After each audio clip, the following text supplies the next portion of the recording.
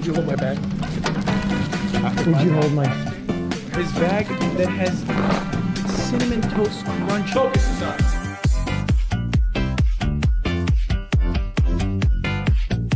We are standing by the hard stance. There is an economic blockade against MagDJ posting. I feel like it's sad. You're kicking someone who's like very clearly going through a long and extended mental health episode. Okay? Yeah, it's not funny. She's just not all right. She is not well. She is not mentally doing all right. Yes, I have already delivered a fatwa. Yeah, high-key low cow farming, but leftistly is right. Yes, I have already issued a fatwa. Does Ezra not want you on? No, he does. We're going to link up. In the world right now is China's growing dominance across advanced manufacturing sector after advanced manufacturing sector, from electric vehicles, batteries, to solar panels, to things that aren't even traditional manufacturing, that are software like AI and open models, where they become a world leader. What is happening here is very different than what we call the first China shock, where China became a big exporter, but of things that were not that important to advanced economies, things that mattered maybe for particular communities, mattered for many, many jobs, but weren't the frontier of economic growth. But now it's different. China is very much at the frontier, and they're dominating it. And that is going to transform geopolitics. It is going to transform the politics of countries, many say in Europe, where China is pushing them out of manufacturing that has been the absolute cornerstone of their economies. And so I think understanding it is about as... Dude, Ezra Klein is, by my estimations, much more interested in movements on the left, even if it's to co-opt it, even if it's to like liberalize it, it doesn't matter. I think there's a real opportunity, and I know people will always, you guys hate him, I know, but I put Ezra Klein in the same category as I put the Pod Johns. Perhaps I'm wrong about this, but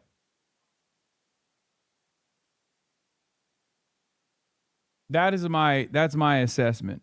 Essential to understanding economics and geopolitics in the coming era, as literally anything is. I also am an unashamed, unapologetic Ezra Klein watcher, Ezra Klein reader. It's very important to understand a leading thinker of liberalism. Okay, he's the king of the libs. Let's be real. It's important to understand where liberals are going.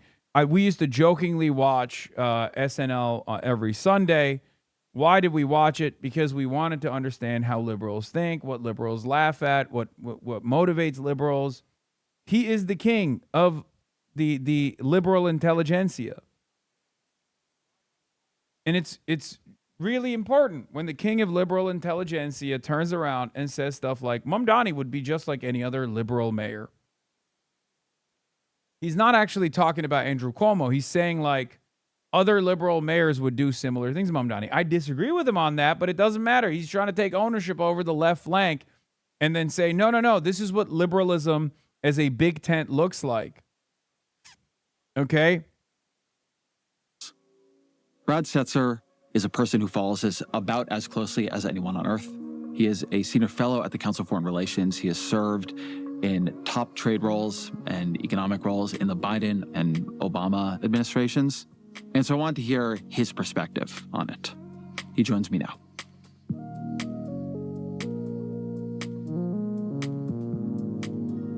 Brad Setzer, welcome to the show. Oh, thanks for inviting me.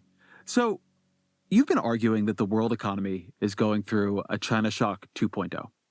I mean, okay, right off the rip, I don't even disagree with this assessment. It is true. It is true. China is the domineering manufacturing power of the entire planet. It's the manufacturing hub of the entire planet. And it's no longer just like light industries or Forever 21 fast fashion clothing. It's also very important industries that in the past were kept for national security concerns in the hands of domestic manufacturing. We allowed this to happen. And yes, this is, this is a very important point of leverage for China. It's a very important point of leverage for China. Okay? And it also complicates the rest of the world's relationship with China. Because if we don't have any domestic manufacturing, and China is always capable of outcompeting us in terms of manufacturing, okay, shouts out the NAFTA, shouts out the neoliberalism for that, by the way. But if we don't have any sort of domestic manufacturing, we have nothing. It's not even just like a national security problem at that point. It's a major issue overall. Okay? Because then we're just not producing anything. We don't have any jobs.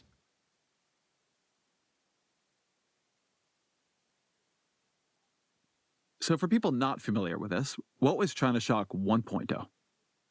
2002. What happens is there's a big jump up in China's exports. And at the time, it's mostly in relatively low-end manufactured goods, furniture, household appliances, clothing. And I think there was a sense in the U.S. that these were not the industries of the future. And I think what the China Shock 1.0 academic literature shows is that even though these weren't the industries of the future, they were still employing a meaningful number of Americans, often in the South, often in the Midwest. And the China Shock is how that impacted local, not national, local labor markets that had the most overlap with China. And this has sort of a short-run negative effect on parts of the economy. When the local factory closes down, local real estate prices turn down. And so, and the people who sell lunches to the factory workers have fewer people to sell to. So it becomes a generalized downturn in those communities. That was clearly underestimated.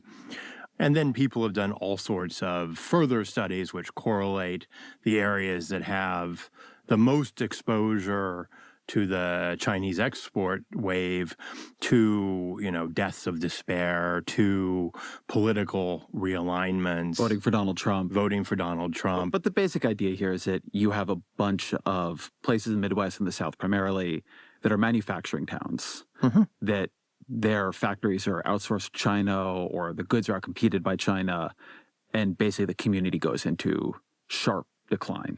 Correct. And we never have a very good policy answer.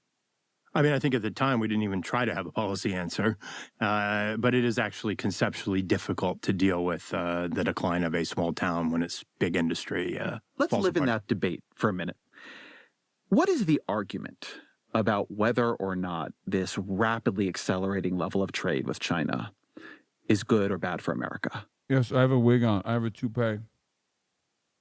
I think the overarching view at the time was that China's integration into the global economy was more or less inevitable, and that the negotiated terms of entry into the WTO provided a reasonable framework for China's full integration into the global economy, that trade was fundamentally good, that there would be shifts across industries. People would leave their jobs and import competing parts of the economy, but generally move to exporting parts of the economy or into the services sector, and that we had a fairly flexible labor market.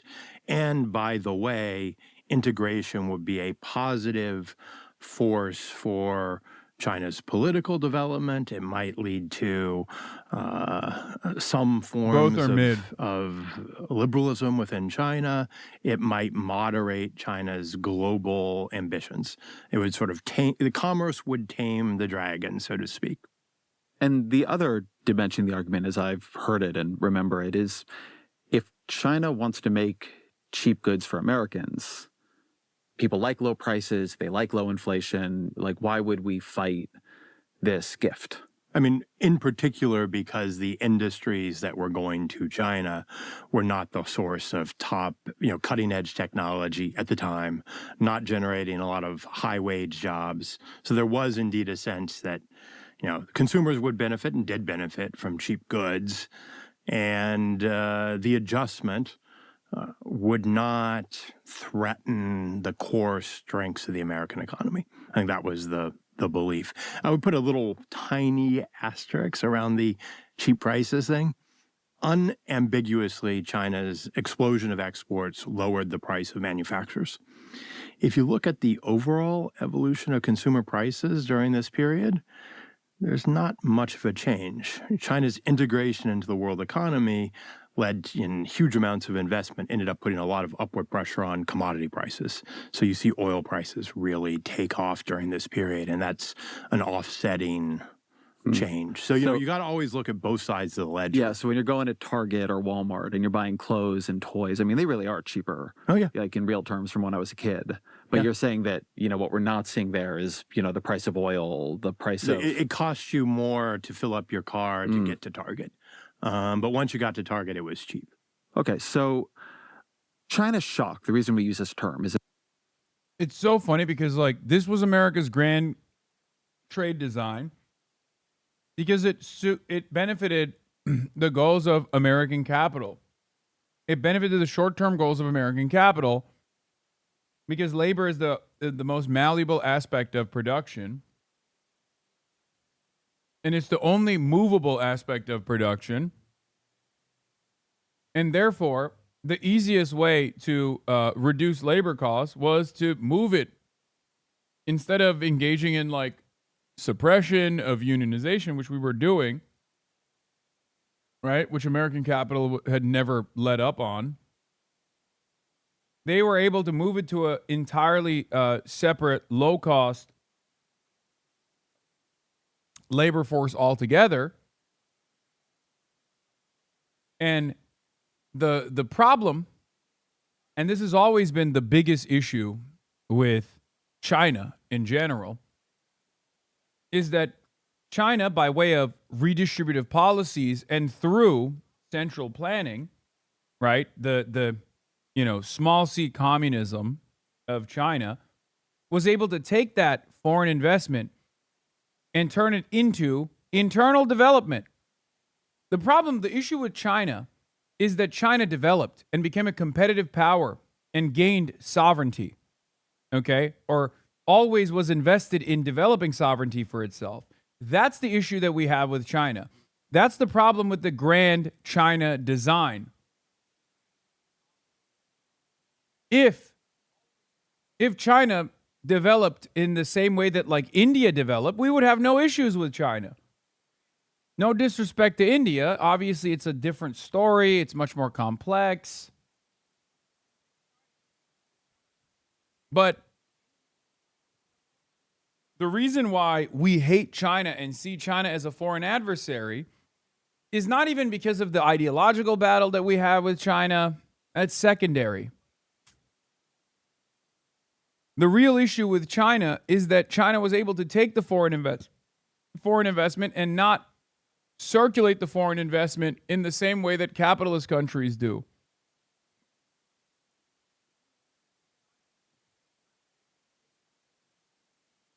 India literally has similar levels of economic planning.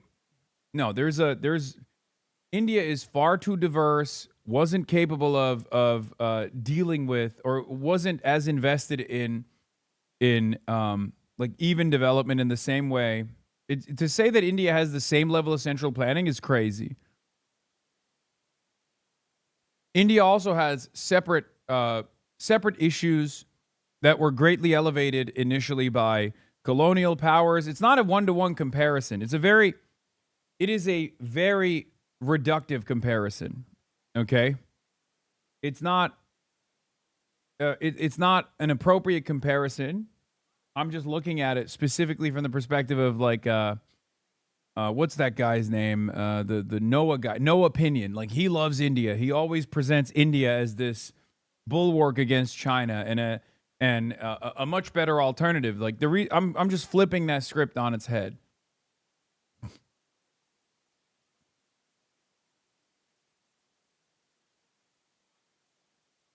And it's not like China did not liberalize. They did.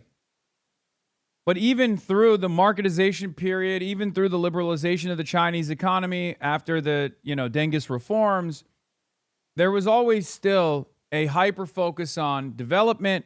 And especially in the Xi period, now they're cracking down on some of the concentration of power that exists within the party system after they brought in the billionaire class. They developed a billionaire class, the national bourgeois, as they call it, and then they basically stamped out some of the national bourgeois that had maybe a little bit too much power. Okay? So there's a push and pull there, and China, for all intents and purposes, has been able to manage that friction and has kept capital under control. India never did.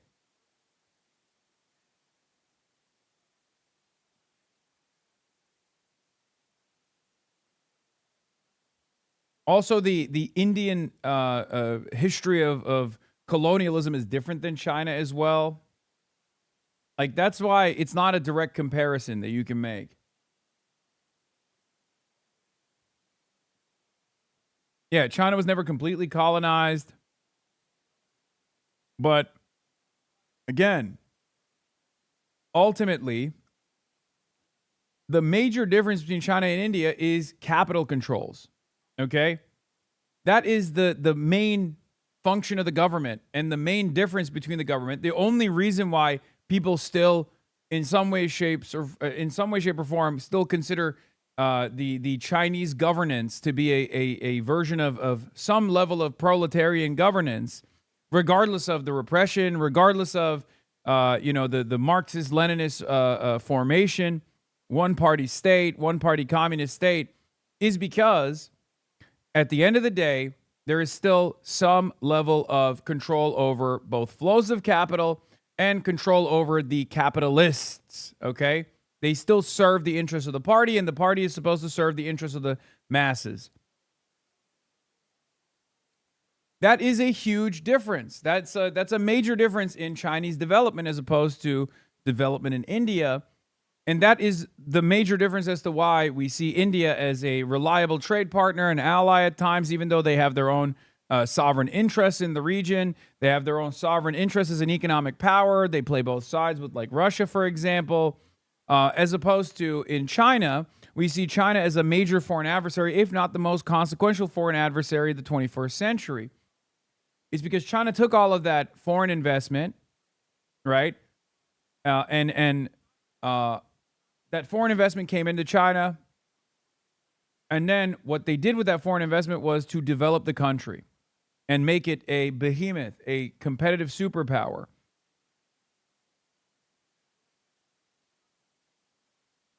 In some respects, if you were to look at this as global capitalism, the capital owning class, the bourgeois class in China, is still beholden to the interests of the party, is still subservient to the interests of the party.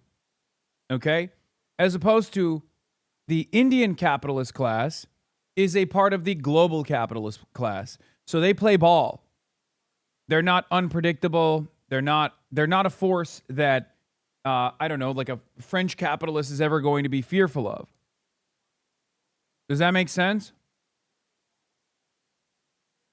And if it wasn't for Xi Jinping, by my estimation, if the party had moved in the opposite direction and continued liberalizing, the Chinese capital class, the Chinese bourgeois, would probably also be in the same category. And therefore, we would not be looking at China as this scary behemoth as we do right now. Because it's not just about improving the living standards of as many Chinese people as possible. It's also about whether or not our international capitalist class can look at the Chinese capital owning class and see them as allies.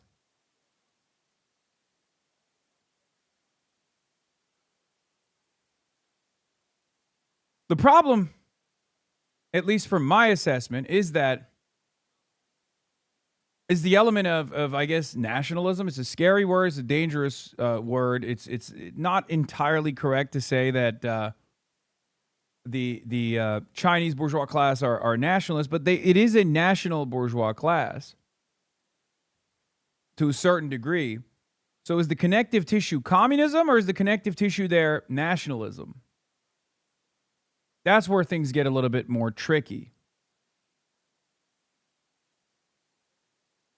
But the reason why China was allowed into the World Trade Organization, the reason why China was allowed to participate in the global market, in the global markets as a regular force, as a regular manufacturing hub, initially was because of that liberalization. Because that liberalization created this major force within Chinese politics that was then brought into the party, right?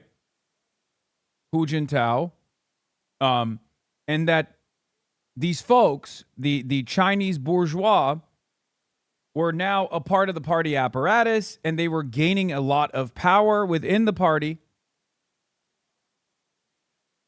until Xi Jinping.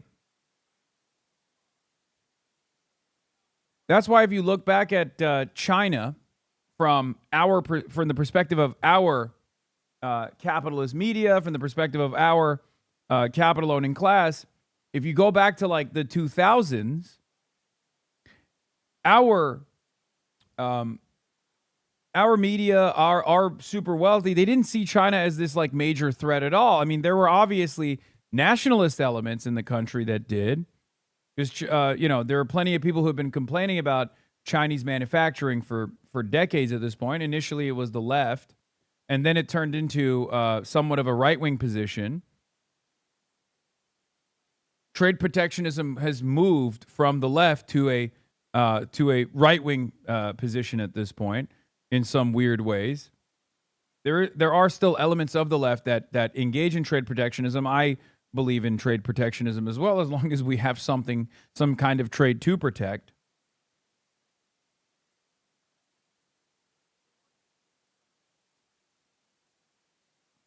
But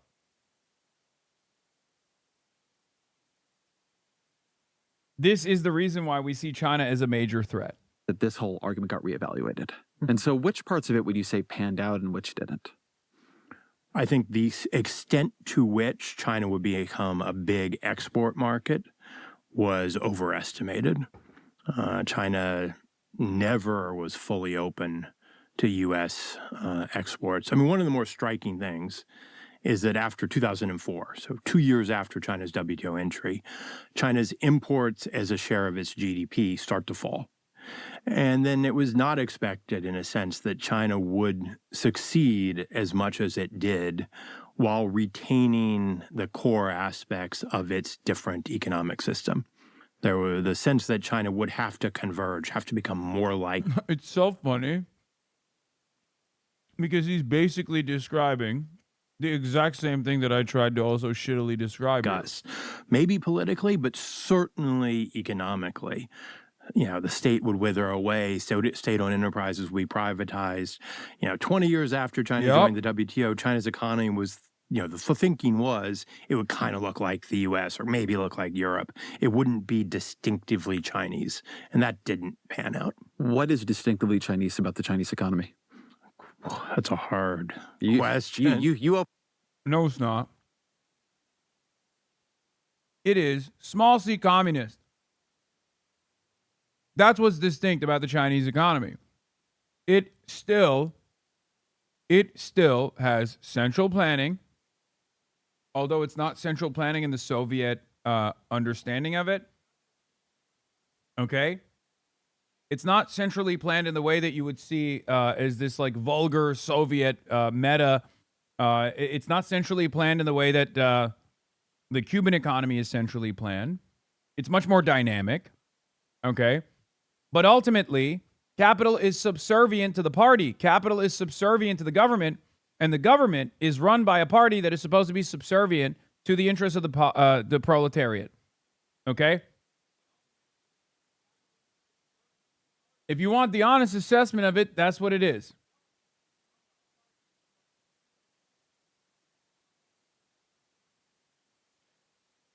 Cuba isn't centrally planned anymore. No, I'm not talking about Cuba now, brother. I'm talking about Cuba for the longest time Cuba for the longest time was literally the last remaining real Soviet-style economy on the planet, okay? Like down to rations, down to like the specific allotment of food that you could get. Like that was a USSR style economy. The Chinese economy is much more fluid, much more dynamic than that. However, as I like to say, China uses capitalism like a sleeve. Okay? If they have an iron fist, they put the sleeve of capitalism over that iron fist. Okay? Where ultimately there are strict controls. It's still a centrally planned economy. And the way that the central planned economy is designed is around control of capital flows. Okay? They still absolutely control which way they will pour money into. There's also obviously, yes, corporate accountability and things like that, but ultimately they even allow some level of corruption or some level of exploitation as long as that means boosting trade, as long as that means improving the GDP. So they are just state capitalists. One could say all socialist formations run by communist governments have always been state capitalist. The whole point is it's a transitional socialist state. Open the door, man. Yeah, I did. One thing that is distinctly Chinese, which is not what you would normally think about in a communist-led society, is that China actually has a rather thin system of social insurance. It doesn't actually collect that much tax. Personal income tax collections are like 1% of China's GDP. It's 8% here. If you're not collecting personal income tax, you're not going to have the resources to be very generous and helping, low-wage work. There's nothing like our earned income tax credit where you get a subsidy, basically, money back from the government if you don't get paid that much. The taxation system relies heavily on taxes on consumption. It's really quite regressive. It hits poor Chinese workers much more heavily. It also does not have a unified national. He's not wrong. This is not wrong. Yes, their tax structure, they have a welfare state, but it is marginal. It doesn't mean that their system is failing, mind you, but he's not wrong. And this isn't to say that like welfarism is the only solution. I'm just saying it's a different system.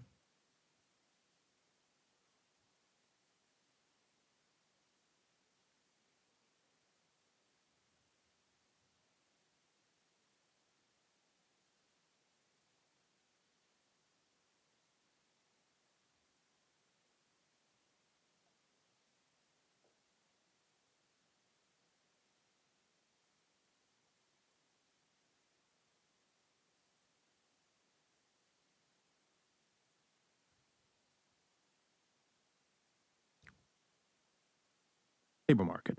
The so-called hukou system basically means, you're supposed to work where you were born. You can migrate and leave, but when you migrate and leave, you give up certain social rights. You got a financial system that is fundamental. Yes, it's not necessarily a robust welfare state, but there are a lot of social provisions that you get as long as you stay within the area. But this used to be far more rigorous back in the day. It's not as stringent. It's not as strict. It is nowhere near as strict as it used to be. But yes, in a central planned economy, the original Chinese system had strict controls over, I guess, like internal freedom of movement. Not necessarily freedom of movement, but just like moving and like living and working in a different area in general. Obviously, that wasn't always the case. because they also are very experimental and have always been very experimental. I think like one of the most unique facets of Chinese development and Chinese governance is how they treat, because they're so big, they're such a massive country, 1.4 billion people, that they treat different provinces like different laboratories. Like there's constant, it's very fluid. There's constant experimentation going on. And the hukou system has been reformed.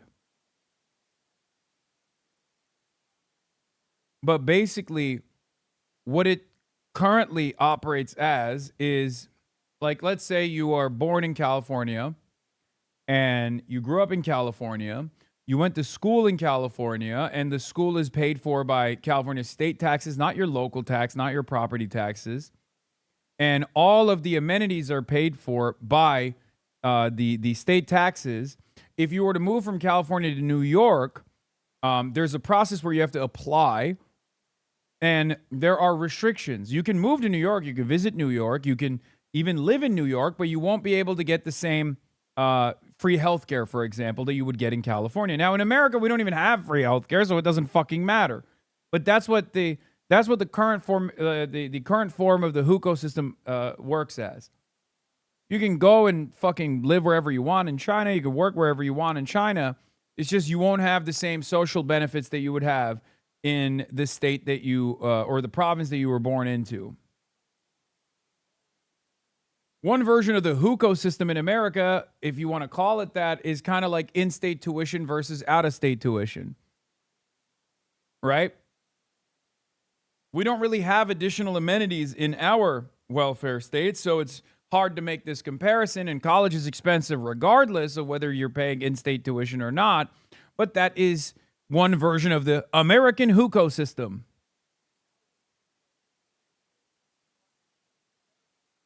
That's what's so fascinating about it, that Americans will be like, what the fuck, that's crazy. They're just like, they'll kill you if you move away from your state. That's not the case. Mentally state-controlled, heavily banked, not so much, like the Wall Street part of the Chinese economy exists, but it's much smaller.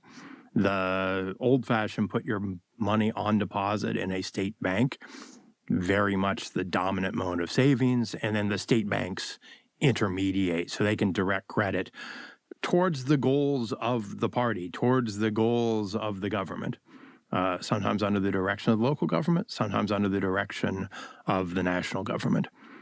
The commanding heights of the Chinese economy are still primarily in the hands of centrally owned state-owned enterprises.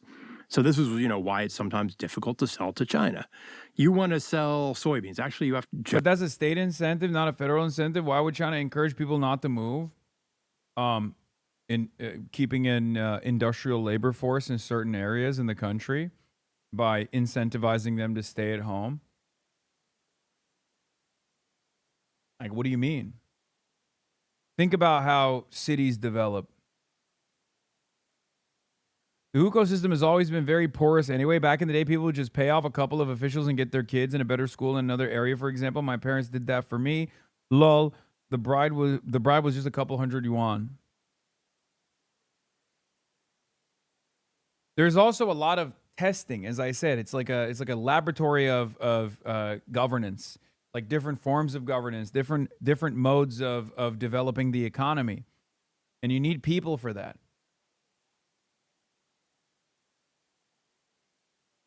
In the United States of America, there's like freedom of travel, but then again, we don't really have a functioning welfare state anyway, so people make those decisions on their own. Like, for example, you got Medi-Cal, but you could technically move to a state like Wisconsin where there's Badger Care, but it's much more restrictive than Medi-Cal, right? So technically, that's a version of the hukou system. If you're moving to Wisconsin, which is a lower cost site, a lower cost state in general, but all of a sudden, or you move to Texas where you're not paying income tax as you would in the state of California, but now you're paying much higher property taxes. So that's just that's like one version of, I guess, the upside down hukou system. generally sell to the state oilseeds monopoly. You're not selling to an individual soybean crusher. Selling airplanes to China, you're selling to the big three state airlines who act as a coordinated block. Telecommunications, you're selling to three state-owned companies whose executives are picked by the party, who take direction centrally.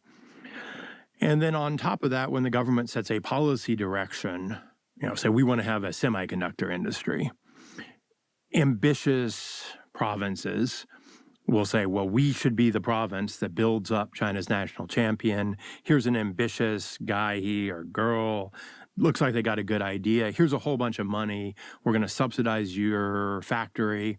Maybe we're going to take equity. We're going to make sure you get bank loans. And so a whole bunch of different firms spring up in that sector with support, and they start competing very intensely. So it's, a mix of state-directed and intensely competitive. I want to draw something out in that description, which I thought was great. Is it affected by family relations? Guys, no, it doesn't work that way anymore. You can't just you're not region locked in China any longer, okay? I'm talking about one of the most back in the day when the country was developing, it was far more restrictive. The hukou system itself now exists as the way I explained it to you. You can go to a different province. You can work in a different province. Many people do. A lot of people do actually in China. Ironically enough, because of the youth unemployment crisis, many youths are actually going back to the rural countryside, which is developing at a much more rapid pace now, and trying to work factory jobs more than ever before.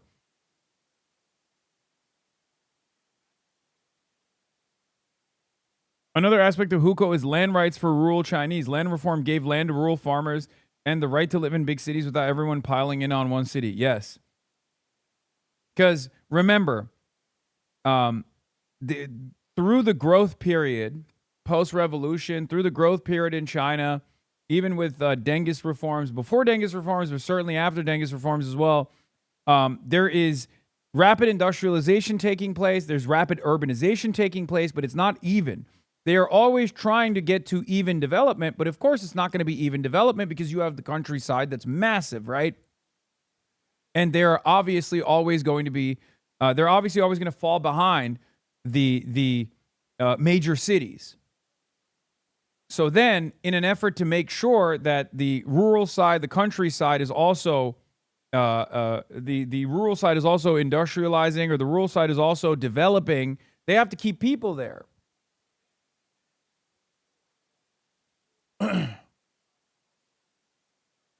You get social insurance when you work now. The hukou system isn't entirely defunct, but it's mostly been decoupled from social insurance. Yeah. How their economy is different. China has gotten a lot richer, and less of that wealth than you might have thought has gone into things like a universal healthcare system, a social insurance system for the elderly.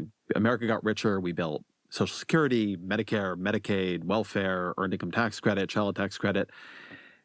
China's gotten richer because it has not allowed a lot of that, because also you have such power over the financial system.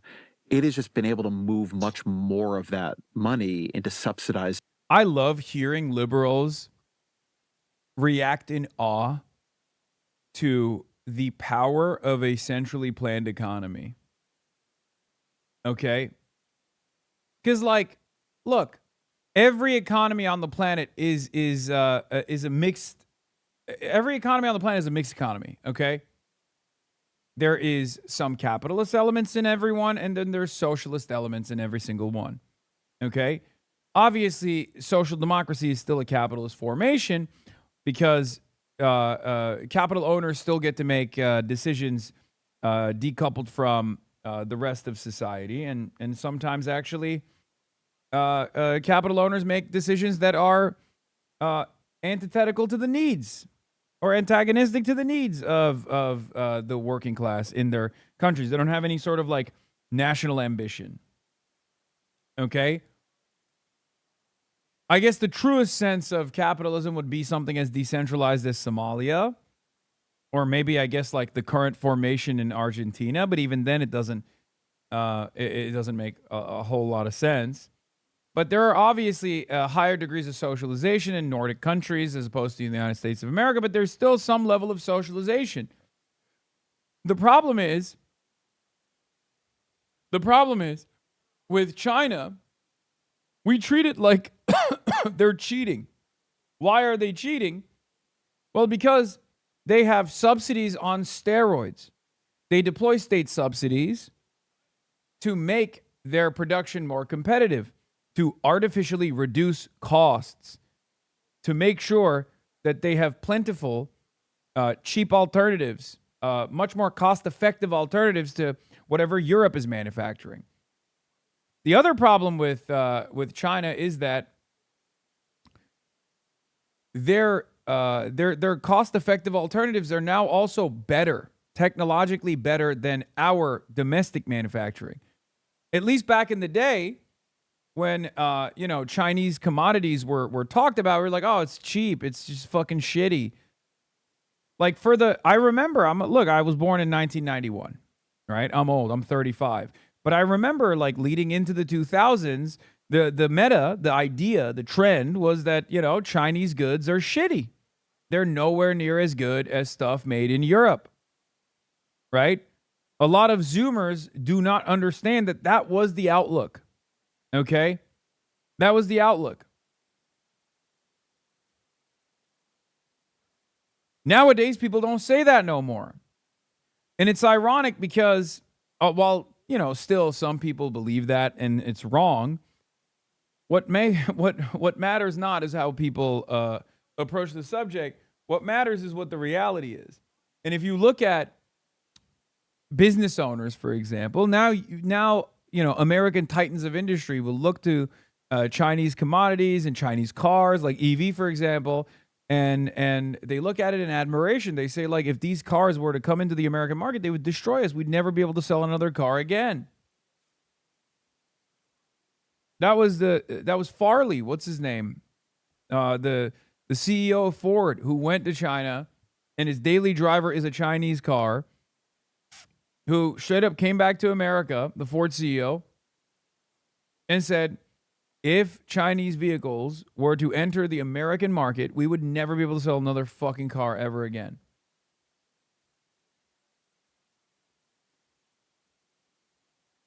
Back in the day, they also used to say, oh, China is stealing our IP. He briefly mentioned this as well, right? That was a handshake agreement. It's not like American capital owners were oblivious to the fact that the Chinese manufacturers were also taking our IP, our patents, and recreating them, like cheaper alternatives to it. We knew, and we still know to this day. It's not like they're fucking delusional. That was absolutely a handshake agreement from American capital. You get to manufacture our goods. We get to displace our labor. We get to, manufacture our goods in your factories, and you get to, take the patents and make the exact same cheap alternative and slap a Chinese sticker on it. Nowadays, that's not even happening. Nowadays, the Chinese innovation has actually gained a stronger foothold, where Americans are purchasing Chinese goods to try to retool their vehicles with the Chinese bells and whistles. We're stealing from them.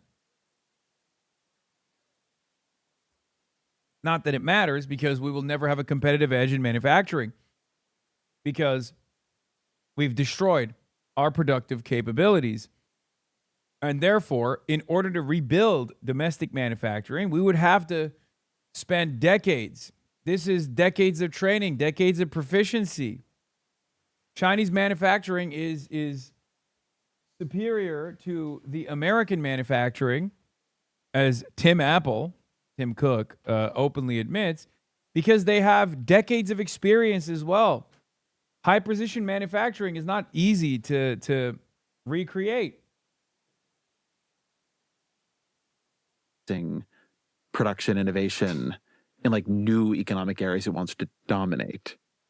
You know, the basic retirement benefit that anyone in China gets, no matter what your residency status, is like tens of dollars a month. It's really, really trivial.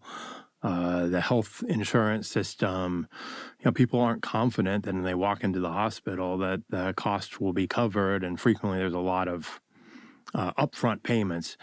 And some people also say the one-child policy in an incredibly competitive marriage market has made it, you know, a requirement for young men to save if they want to get married. All this has produced an economy that just saves an incredible share of its national income, over 40% of GDP, uniquely high. And that means the state financial sector is just flush with money. So part of it is that China has the capacity to direct investment through the state. Part of it is just it can finance out of its own. This is not entirely true as well. As far as the only aspect of this that's true is the savings side. He's not wrong about that. China is a saving nation. America, on the other hand, is a nation in debt. China is the exact opposite. And the only other thing that I would point to that he's not entirely correct on, but he's not entirely wrong on, is the healthcare system. Because healthcare is an area that needs a lot of improvement in China. This is true. So it's still state-run, but it is one aspect of... It is one it is one area where they have to improve dramatically. And they are improving. Savings, levels of investment that no other country has matched. All right, so this, I think, this is all true through China Shock 1.0. Mm-hmm. The view is maybe more of it would change as time went on, but it didn't. Mm-hmm. So what is China Shock 2.0? When do you date it? How do you describe it? So I date the start of China Shock 2.0 to the collapse of China's property market in 2021. Now, we all know there was an awful lot going on in 2020, the pandemic. Xi gets concerned that there's too much investment in property, probably rightly so, that there were empty buildings piling up. He introduces a policy, 3 red lines, which sort of restricts finance for the property sector, and it succeeds too well. And the property market basically tanks. And then in order to offset the economic impact of this fall, she more or less gives the banking system guidance to lend, to finance a new wave of manufacturing investment, and particularly manufacturing in more cutting-edge sectors. So electric vehicles being the leading example. But in general, it's investment in any sector where China has import dependence. And for Xi, that's a vulnerability. And so he really directs the state's financial sector and, you know, the party to throw money into building out sectors where China has an import dependence. The effect is China moves back to growing on the back of net exports. China's domestic economy is growing 3-4%. So, you know, you're getting 1.5 to 2 percentage points of growth from net exports. That's a lot of statistics, but what it basically means is China is exporting a ton of cars. China is supplying the entire world with batteries. China is now the leading exporter of tunnel boring machines. You know, True. You name the category of machinery, China's exports are growing. It's no longer just consumer electronics. So China starts getting growth, big part of its growth, from an expanding trade surplus. Imports stop growing. This is, you know, I think one of the key factors around the second China shock. Normally, you would say imports would grow with domestic demand. Chinese imports. The reality of the matter is, the reason why we say China's cheating is because they are capable of, due to centrally planned, central control and centrally planned economy, due to their centrally planned economy, they're able to do what I like to call like nuclear levels of subsidies. And they also have complete control over how those subsidies are utilized, as opposed to in the United States of America, when we offer subsidies, some of that goes to price control. It's a crude way to look at it. But much of that still goes back to executive salaries and improving shareholder value. That's it. So we look at it and we go, that's fucking cheating. You're cheating. They're not cheating. We're just not competing with them appropriately. And then we're calling it cheating.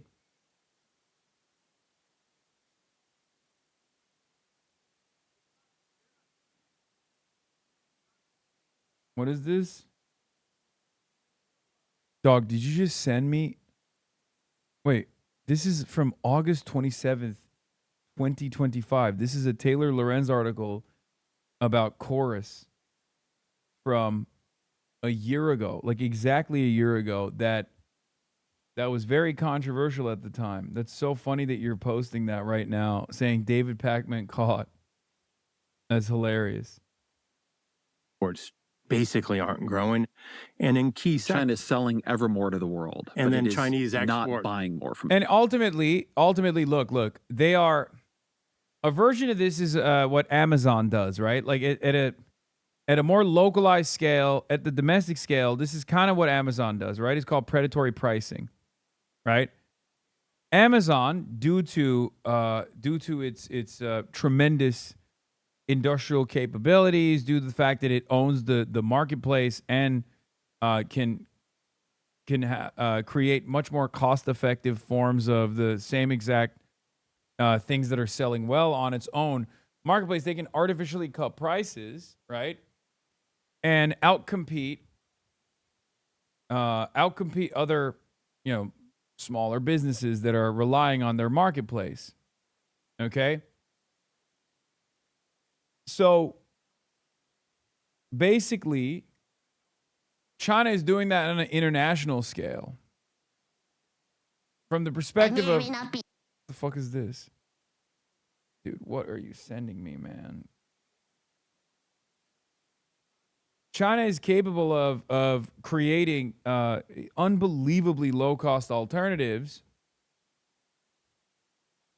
with the with virtually every kind of good, and therefore China has been able to gain a competitive edge and become the global manufacturing hub, and he who controls the entire globe's manufacturing controls the fate of the entire planet. This is what he's talking about when he says this is the second China shock, and it's terrifying.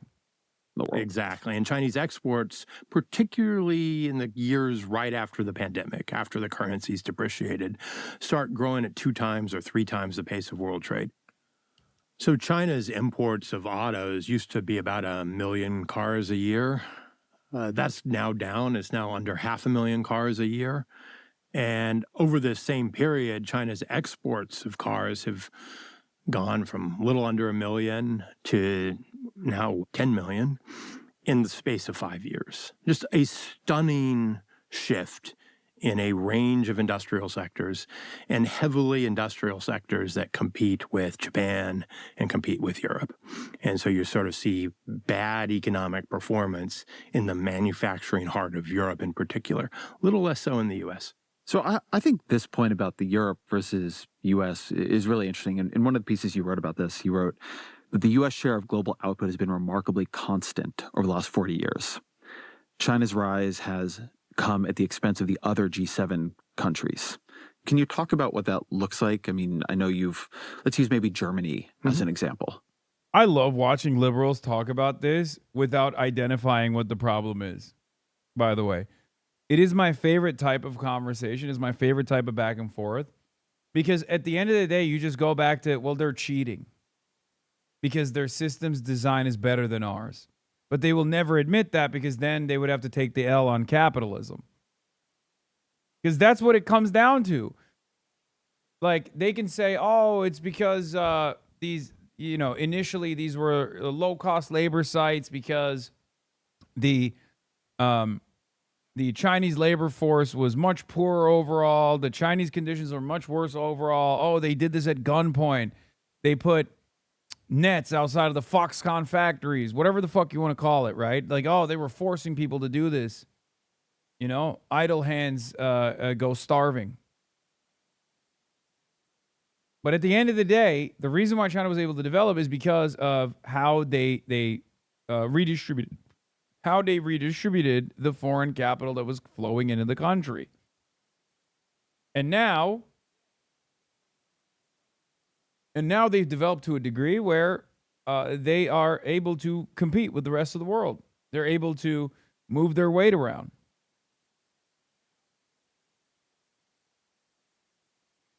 I will say it's, not lost on me that virtually all of the liberals who used to say China's going to fucking fail next year, China's collapse is imminent, all those liberals are now making, China is actually dominating us style videos.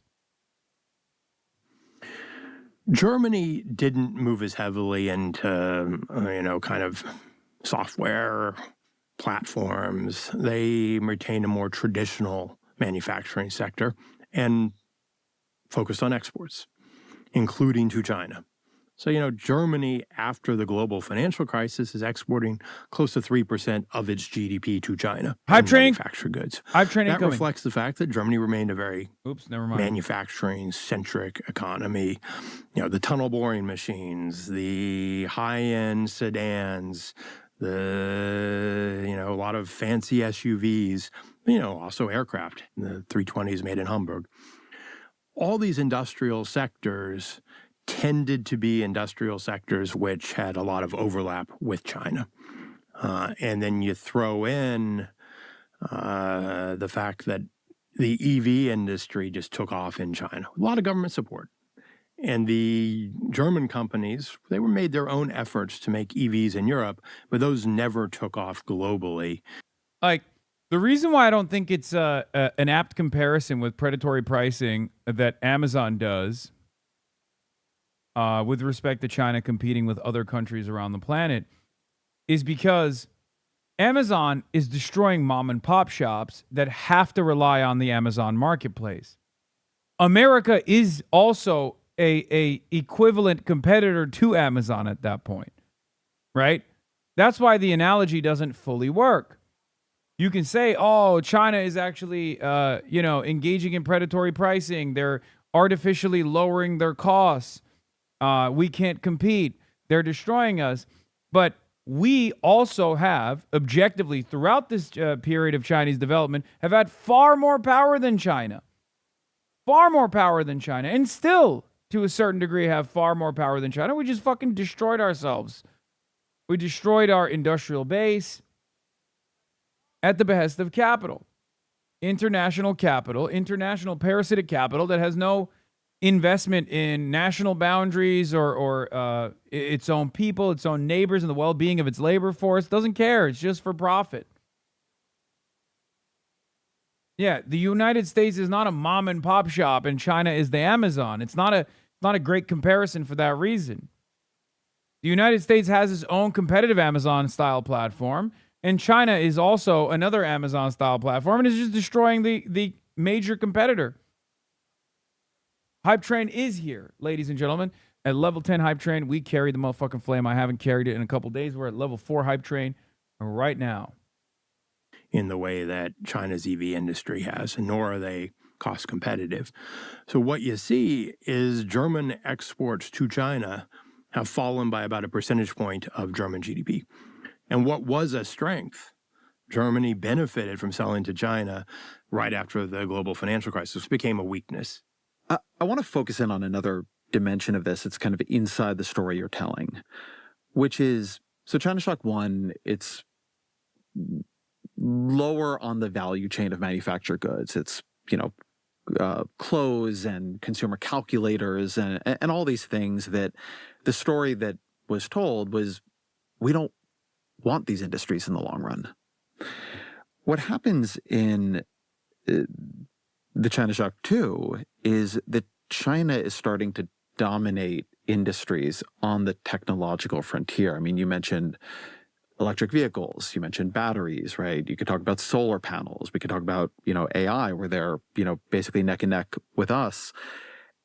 How did they go from kind of low to mid-level manufacturing to the absolute frontier in batteries, solar, etc., that quickly? There was certainly something in the air in China around manufacturing. The critical mass was built up and the foundations were laid. And I think it's a complicated story. So if you think about... Honestly, this might be it for me. I'm tired of waiting around for Hasan. Like, I don't have anything better to do. Clearly, he doesn't respect our time. Why should we respect his? This is a mutual relationship as far as I'm concerned, but it's beginning to seem very one-sided. I think this is where I unfollow and unsub. 420 months, by the way. Thanks, everyone, but I can't take it anymore. Oh, God. We haven't seen copy pasta in the chat in a minute. You know what I mean?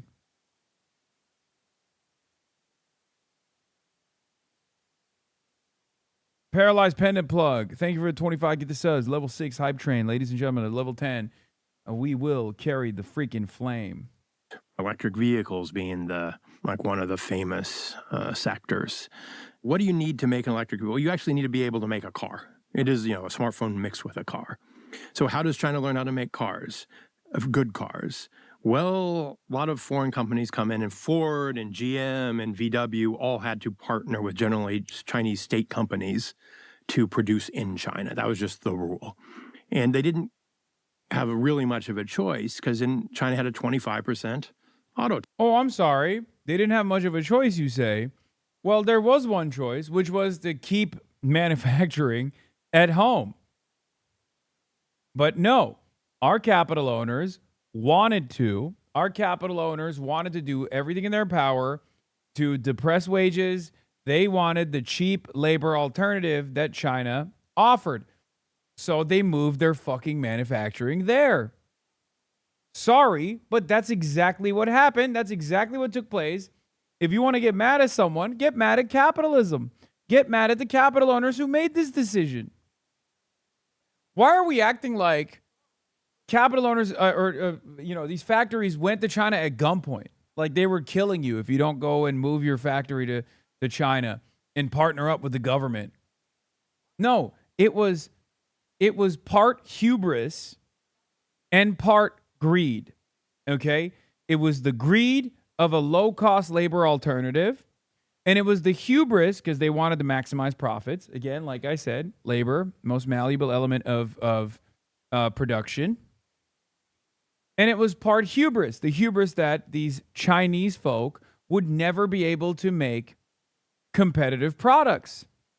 Hubris also known as racism, right? Oh, they're Chinese. They could never comprehend our brilliant Western minds. They would never, for years and years, they said, the Chinese products that they're making are dog shit. They're nowhere near as good as these superior Western quality products.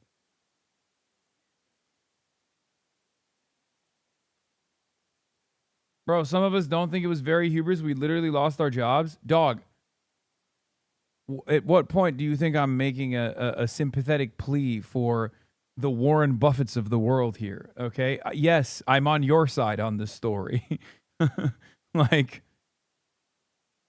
Yes, that's what I'm describing.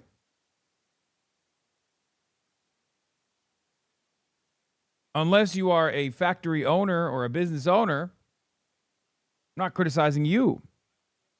You're the worker. You lost your job. Industry moved away from your hometown. Here, I'll give you one example. Gary, Indiana. Gary, Indiana is a high black density town. Used to be a place where industry thrived. Gary, Indiana, factories closed down. Gary, Indiana is in a dire situation. Gary, Indiana, for the last 10 days has not had any electricity. Okay? United States of America. We're talking about the United States of America. There, for the last 10 days in Gary, Indiana, there has not been any electricity. Think about that. No power whatsoever. It's fucking insane. We don't even talk about it in the news.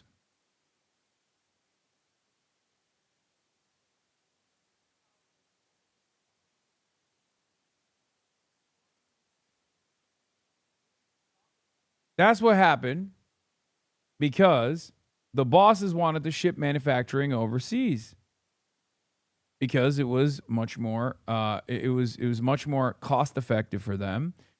They could justify sky high profits. And for years and years, consumers would in exchange for that would get cheaper consumer goods. And yes, Gary, Indiana, 85% black, which is why it's not being covered at all right now. Used to be a steel town, home to U.S. Steel's Gary Works, the largest steel mill complex in North America. That's Gary, Indiana.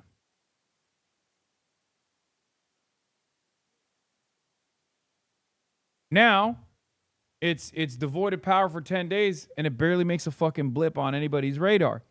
Part of that is because it's experiencing abject poverty. Part of that is because it's very black.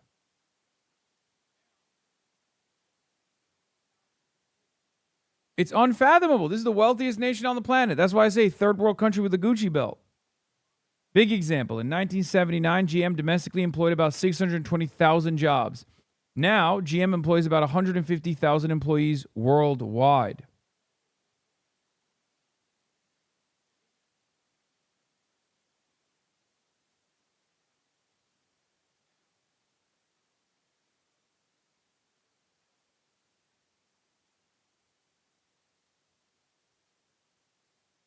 Wait, hubris was trying to make a joke? I thought you meant humorous and you ruined it. Wait, hubris means you think it's funny? What? No. Oh, I thought you misunderstood the word hubris and that's why you were saying it. You were just making a joke and saying humorous. Got it. Tariff. Like for a very, very, very long time. So in order to, if VW's on the other side of the tariff with a JV partner. You're talking about general outsourcing, but he's talking about how Chinese auto manufacturing, which he mentioned started with tariffs on imports in China that pushed those auto companies to manufacture. They're a good example of targeted tariffs. They're going to have a big cost advantage. So GM had to also jump the tariff. Toyota had to jump the tariff. Everybody does the JVs, joint ventures. And then you want your parts suppliers to come and produce high quality parts. So they come to China. Well, guess what? They probably, once they learn how to make parts in China, they are making parts at a much lower cost. Level 8 Hype China's Train. relatively cheap. And you're starting to use those never mind. parts Hype Train died at level 7. And China, and then local competitors spring up. So China ends up having world-class automotive parts production well before its companies suddenly master EVs.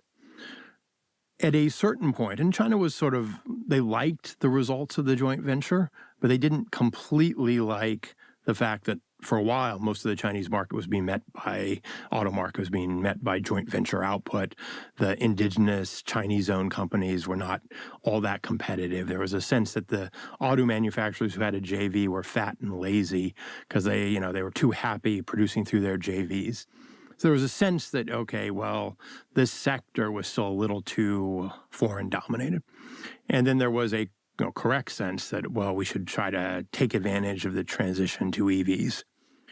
So China, makes it a priority. When China makes something a priority, credit is available to local firms that want to enter the EV market. The state banking system gets mobilized. Local governments start throwing money at it. You get a lot of small companies springing up. China supports the development of an indigenous local battery industry. Then, Tesla's market entry is also viewed as significant. When Tesla enters, so all I'm getting from this is that China is an op to American labor on the same level, if not greater than capital. Wait, what? No. What do you mean? There would be no manufacturing of competitive, like Chinese labor is only outsourced. Like Chinese labor is only an op because our capital owners brought the fucking labor there or brought the manufacturing there.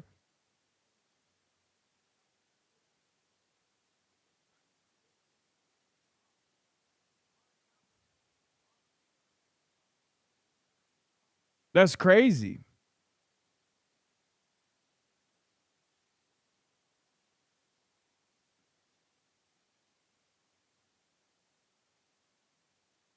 It's not their fault that they actually were able to develop with all the foreign capital coming in.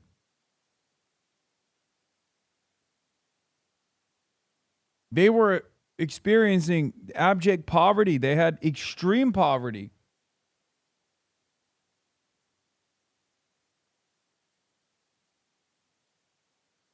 Like, yeah, they should have just kept that. They should have just been relegated to the peasant class. They should have never been able to develop. They should have never been a competitive labor force capable of precise manufacturing. Fucked up that they did is the argument at that point. What matters now is how do we recreate our industrial base?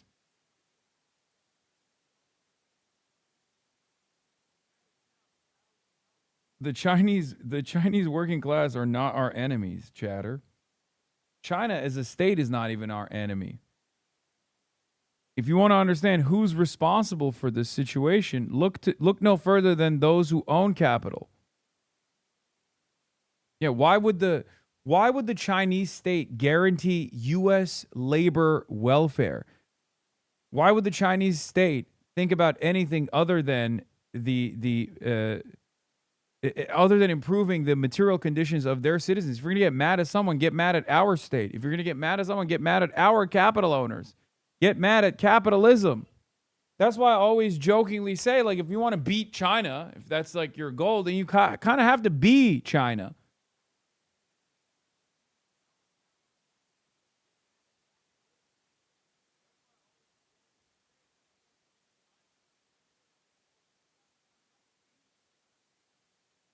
That's what I'm saying. Yes, American capital is collapsing while China will remain. I don't see a resolution for American labor. That's what I'm saying, is that we can't recreate our industrial base. It's all downhill for Americans no matter what. That's not true. I'll give you an example. For the last decade, we have been begging America to create a domestic manufacturing hub for solar panels. This was one of the major demands from the Green New Deal.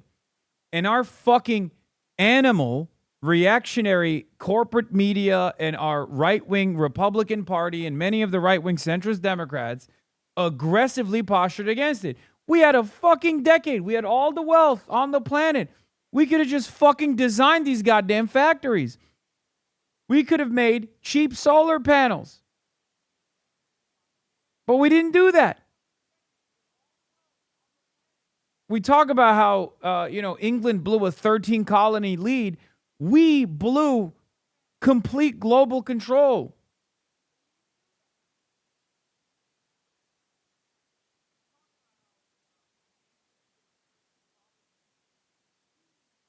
We didn't do it because solar is obviously antagonistic to the needs of the fossil fuel industry. So now we're heading down a climate disaster and also simultaneously have no foothold in the next generation of energy around the globe. Because at the end of the day, solar panels and renewable energy in general reduces reliance on fossil fuels. Our entire economy is also anchored around the petrodollar. And we had no investment whatsoever in diversifying our over-reliance on fossil fuel.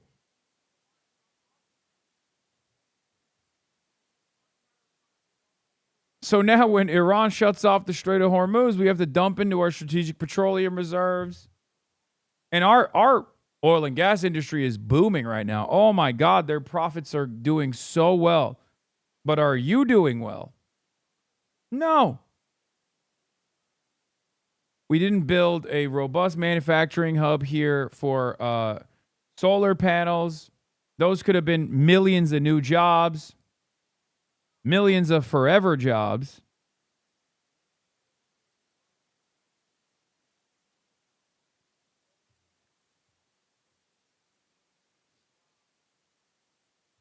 So it's not like we don't have the opportunity, or we didn't have the opportunity. There's always a way to turn this around. It's just that, unfortunately, let's be real, we're too fucking stupid. Like right now, as it stands, and I have hope that we can change the American trajectory, but we are too reactionary and too fucking stupid to change it at the moment. Because people who see the writing on the wall, who are smart enough to recognize what changes are taking place around the globe, are constantly warning about the imminent crisis. But unfortunately, the majority is chock full of reactionary propaganda, and our sophisticated corporate media apparatus designs propaganda in a way to make those smart people, intelligent people, thoughtful people look crazy, look silly. The Green New Deal is the best example of this. Like the fear-mongering around the Green New Deal is the best example of this. We have a crisis in stupidity. Not required to do a JV, but in order to qualify for Shanghai government local support, has to meet a lot of local content requirements. So a supply chain that serves Tesla can also serve others. And when China sets up their consumer subsidies, in order to qualify for that subsidy, the car initially had to be made in China. The battery had to be made in China. That supported not just the Chinese battery industry, but the Chinese-owned EV industry. And then you get the EVs kind of just taking off. And so all of a sudden, you just get an explosion, which has been built on a foundation from the migration of Western parts makers, copying, emulation, and then an awful lot of industrial policy. So something people may have heard is this argument that China has overcapacity, that overcapacity is a crisis. This is sort of related maybe to trade imbalances. I don't think that makes a lot of intuitive sense. Like, why is it a problem if they produce more cars than they buy? So how would you describe what the overcapacity issue is?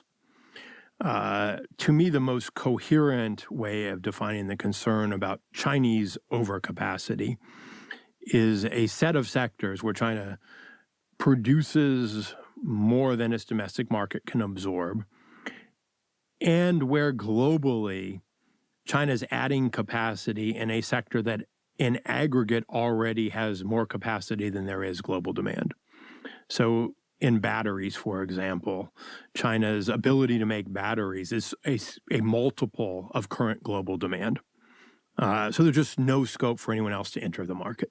I think the concern in a sector like autos, where there is overcapacity globally, there are more auto factories in Europe and in the U.S.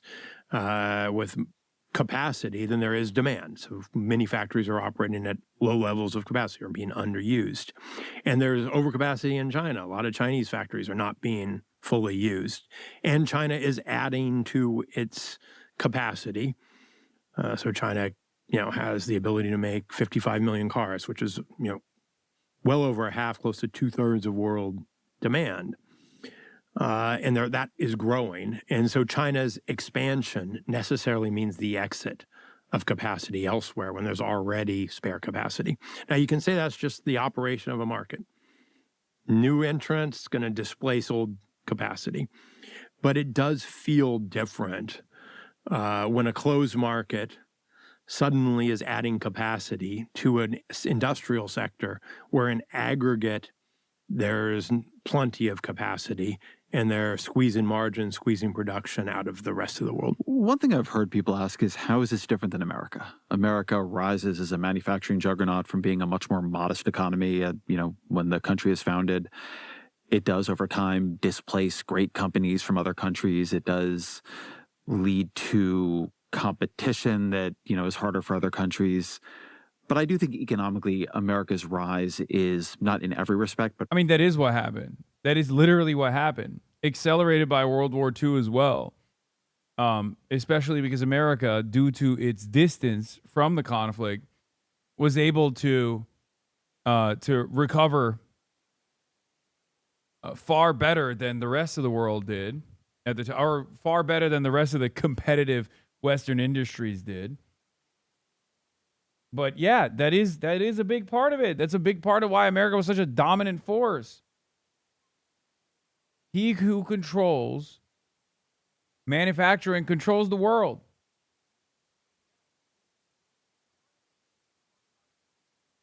I just don't understand how you look at key periods of time. Like, I like to point to America's war economy, and it's like post-World War II war economy, as the closest America's ever gotten to like full-blown Chinese-style central planning. That's what it was during the war. And even after that, there was still the residual impact of the central economy, the centralized economic planning.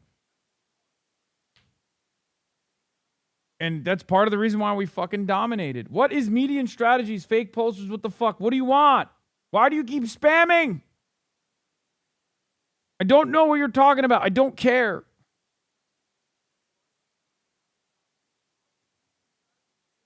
Broadly considered to have been win-win in a lot of ways. So what is different about the rise of America as a manufacturer, like the rise of Detroit, the rise of all these dimensions, from what China is doing?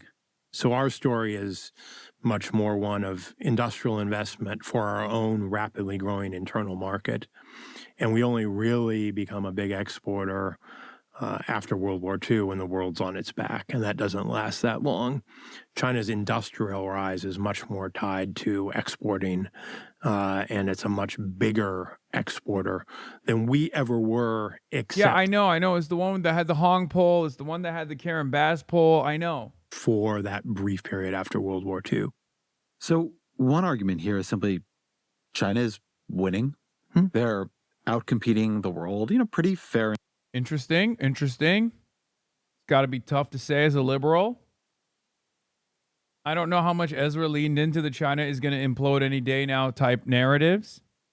I don't know if he did that himself, but many people on the liberal side for years said over and over again, China's economy is about to implode. China's economy is about to implode. China's economy. Any day now. On the verge of demise. Remember? What did we say? That's not the case.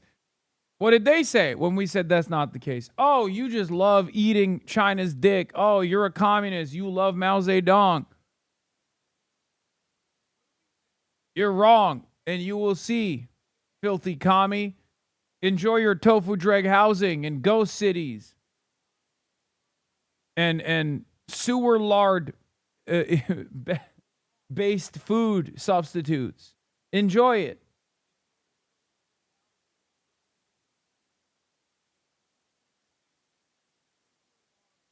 And square here, and if the world doesn't like it, it needs to build better cars, build cheaper solar panels, create stronger supply chains. All this talk of China shocks and a China problem. Not sewer lard, gutter oil, whatever. It's just kind of a way to whine and keep China down. And that there's no problem here. Like, it would be great to have cheap Chinese electric vehicles. It's good for the world and the climate transition to have cheap Chinese solar panels. How do you take that argument? Look, if your only goal is maximizing benefits to consumers in the short run, you should certainly import Chinese EVs, Chinese solar. Why not? Open economics say buy from whoever is cheaper, and then the competition will raise everyone else up. I think that misses a few things. One, it misses the shock that happens to our economies if traditional, even like traditional but still kind of cutting edge sectors disappear. China could supply, out of capacity that it has already built, the entire European auto market, all of it, 10 million cars, no problem. That's just giant compared to the global market. If an industry suddenly goes away, you have all the China Shock 1.0 type effects. Communities that grew up around building cars will just kind of disappear.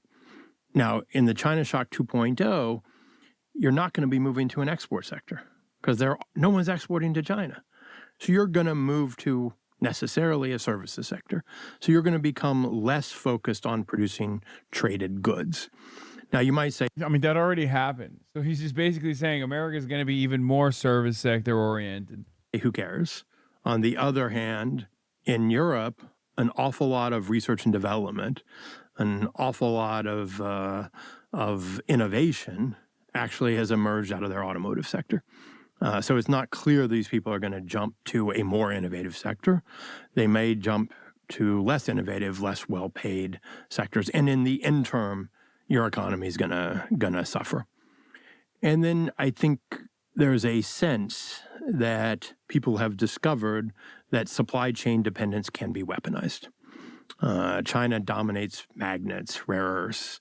If you want those magnets, you want those rare earths, you better not tire off China. You better say nice things about China. You better not you better not do what Japan did and say you're going to come to Taiwan's defense if something were to happen. You kind of need to respect China. It's so funny that they're coming to terms with the fact that China is a superpower. Like, this conversation is basically the bargaining stage of liberals recognizing China's place around the globe as a superpower that is not only competitive with the United States, but actually outcompeting the United States and perhaps maybe even the hegemon, the future hegemon. Like, because everything that they're talking about with respect to like Chinese, with respect to Chinese soft power, with respect to like, what you have to do because China has so much power now is like, yeah, this is what the United States did for the last 100 years, okay? Not 100, but almost 100 years. For the last century or so, almost a century, this is what the United States did. I mean, even down to like Afghanistan, Iraq, you think if another country were to behave that way, that the rest of the world wouldn't fucking react? Look at Russia. Russia is doing America shit in Ukraine. Look at the reaction from the rest of the globe to Vladimir Putin. Look at the reaction from the rest of the world to Russia itself. If Russia didn't have China in its corner right now, and if it wasn't a fucking major energy provider itself, it would be destroyed. So why is it that America gets to do that kind of stuff, but Russia can't? Well, because America was the hegemon for the longest time. And America still has tremendous power at its disposal. The SWIFT system, the petrodollar, these are things that are withering away, partially due to this administration's acceleration, this administration's incompetence. But the reality of the matter is, yes, China is a major power, and therefore we have to treat it as a major power. We can't just say, no, we get to do whatever we want, and you can't do anything about it. I would go so far as to say that we are very fortunate that they are not doing to us what we've done to the rest of the world. 100%. Okay? Can you imagine if China moved like America does? Like, at most, we complain because China's built like artificial islands, right? Oh, they take over coral reefs and they build artificial islands and they put military bases on it. Okay, that's in their backyard. We do that in their backyard. Okay? Like, people complain about the 9-dash line and how much China is just like dominating the South China Sea. Meanwhile, they have their own separate security cooperative agreements, with one exception, obviously Taiwan, and also the Philippines.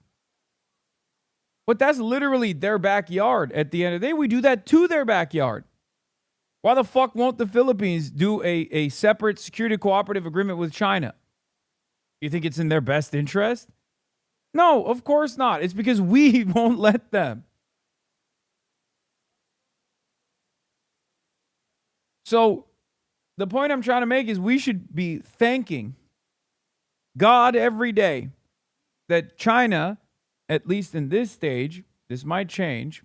I don't think they will, but we should be thanking God every day that they don't behave in the way that we do.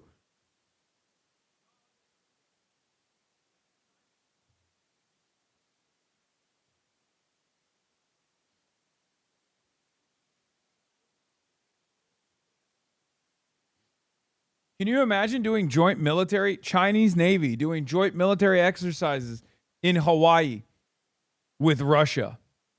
Okay. Or with Mexico.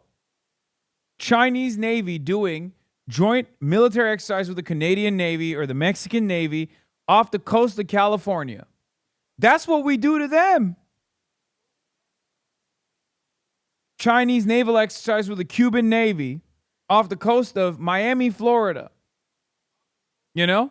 What would we do? We'd lose our fucking minds.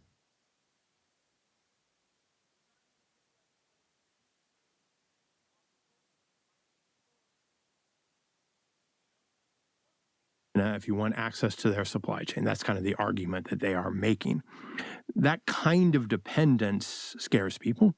Like, imagine China greatly investing into a free Hawaii from colonialism campaign after years and years, like boosting, Polynesian, Samoan culture initiatives, like setting up NGOs in Hawaii for Polynesian culture, Samoan culture, and talking about restoring the Hawaiian kingdom, and then utilizing the global network of NGOs to say, it's really fucked up how America has so many colonies, including Hawaii, technically.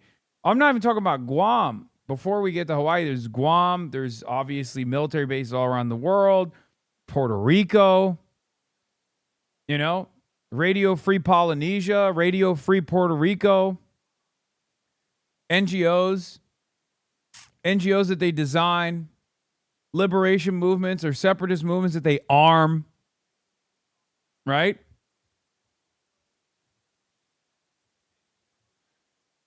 Like, there's so much that China could be doing that they don't do.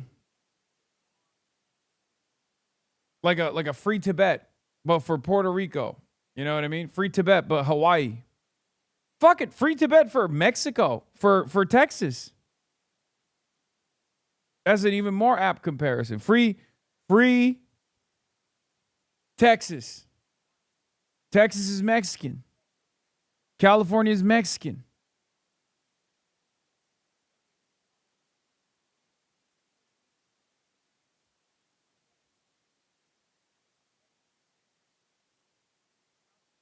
I mean, I wouldn't hate the California one, honestly. I would love to exist under the complete control of my glorious queen, Claudia Scheinbaum, but... Finally, I would just say, look, if you want to emulate China, if you admire China, you want to emulate, you like the way China's electric vehicle industry has developed. It did not develop just... Doesn't Chinese poverty start to look a little worse in the U.S. when you use U.S. poverty standards, even after accounting for Chinese subsidization? Yes, China is still objectively a much poorer nation than the United States of America. This is true. But you have to look at their living circumstances. There's like still very poor areas. Holy shit. IMEU, YouGov poll, they leaked it. I thought that they were going to make this poll revelation on my stream, but I guess they leaked it already. This was going to happen next week, but I guess they released it ahead of time. I will be talking to someone from IMEU. Percentage who say Israel's committing a genocide against Palestinians: Michigan 80%, Nevada 78%, New Hampshire 78%, New Mexico 76%, Virginia 72%, South Carolina 57%.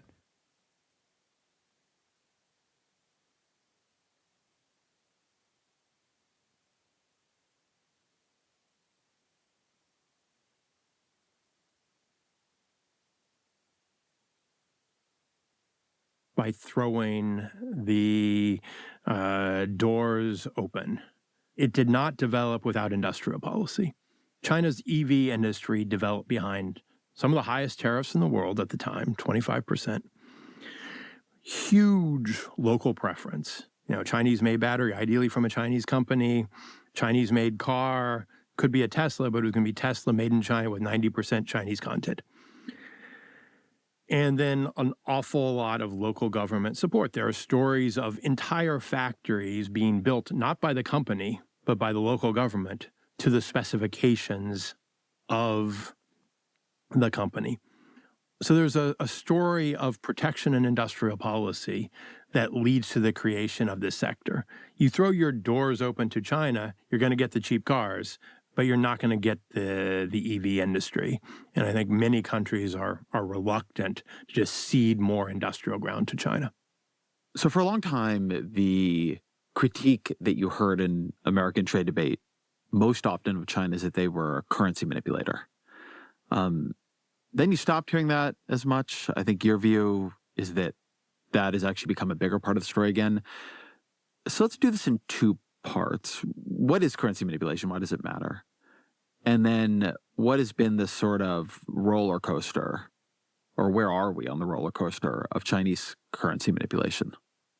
Sometimes currency manipulation is just like a currency whose value we don't like, which is, I think, how the president sometimes used to use it. He hasn't been talking as much about it. But the more accurate way of defining it would be a country that has an undervalued currency. You can quantify that. And so you look for... Genuine question, as a fellow train lover, how do you deal with the contradiction when China wants to export cheap cars everywhere but will lead to more car-centric infrastructure because it's so cheap? What are you talking about? China literally has high-speed rail. China, in many respects, is very similar to America, except much better in terms of its public transport alternatives. Yeah, they got trains too, buddy. They could export cheap train cars as well. Or, fuck it, we could make them here. I know we forgot about this, you know? It's like, oh, we can't go back to the moon. The scientists forgot how to get there, you know? We lost the ancient recipes. But, like, we kind of didn't lose the ancient recipes. We could just make this shit here, you know? I wish. Or a surplus that's bigger than you would expect given the underlying characteristics of the economy. Factor one. And factor two is government or quasi-government intervention in the foreign currency market. So it's not just the outcome of differences in monetary policy. There's a government with its finger on the FX market, buying currency to hold the currency down. China met both of those definitions unambiguously from 2003 to 2012. There was a political decision not to call them a manipulator. Now, during the latter part of their period, they're letting their currency appreciate. So they're kind of correcting the undervaluation, which is part of the reason why they weren't named. China is now back through its state banks buying a lot of foreign currency in the market, 50 billion a month, 600 billion a year. So there's a much clearer case that China is manipulating now than there was in the past. Trump hasn't taken interest in this. The Europeans, though, have. And so I think what you're seeing is that this becomes shifting from being an American debate to being a global debate. When we were preparing for this conversation, something I found myself thinking about a lot was the question of whether or not it matters if the competition is fair. Mm-hmm. I'd say for a long time, the narrative that at least we were comfortable with in this was a very procedural narrative about China betraying the principles of free trade. They are a currency manipulator who is keeping their currency artificially cheap in order to make their exports cheaper. Or, you know, they're doing all these industrial subsidies, and are you really supposed to do those under the World Trade Organization? And it's a very sort of liberals who believe in the system way of thinking about the problem, that the problem is China is cheating. And I'm not saying cheating can't be a problem, but there's clearly quite a few places now where China is just winning, or they've got into a place where they can win. And so I guess my question is the problem that some of China's advantages are unfair, right? They're back to currency manipulation, their currency seems artificially cheap. Or is just the problem that from a national interest perspective, from an interdependence and weaponization perspective, that, you know, Germany, Europe, the United States, it would be a mistake to just allow their industries to get wiped out? That the question here is not an abstract commitment to free trade. It is what creates a kind of healthy national ecosystem. Look, I increasingly lean towards Look, we just want these kinds of industries. We don't want full-on dependence. We don't have to rely on arguments about procedural violation of rules, which feel a bit dated in a world where we ourselves are clearly not following the most basic of the rules. And, the rules have a lot of complexity. You're allowed to subsidize under the rules. You're not supposed to subsidize if it's to substitute for imports. Well, if you subsidize a sector and everything in that sector previously was imported, are you import substituting or are you just subsidizing that sector? Is a government-guided fund that puts money into private equity funds and venture funds to invest in chip manufacturing, is that a subsidy? Yes and no. It may not be a subsidy under the rules. So the rules themselves are contested and not uniformly followed. And to some degree, in certain sectors, I think we care much more about outcomes than about the rules. That's obvious in sectors of national security importance. So a lot of the rare earths, famous sector, have very, very direct and important military applications.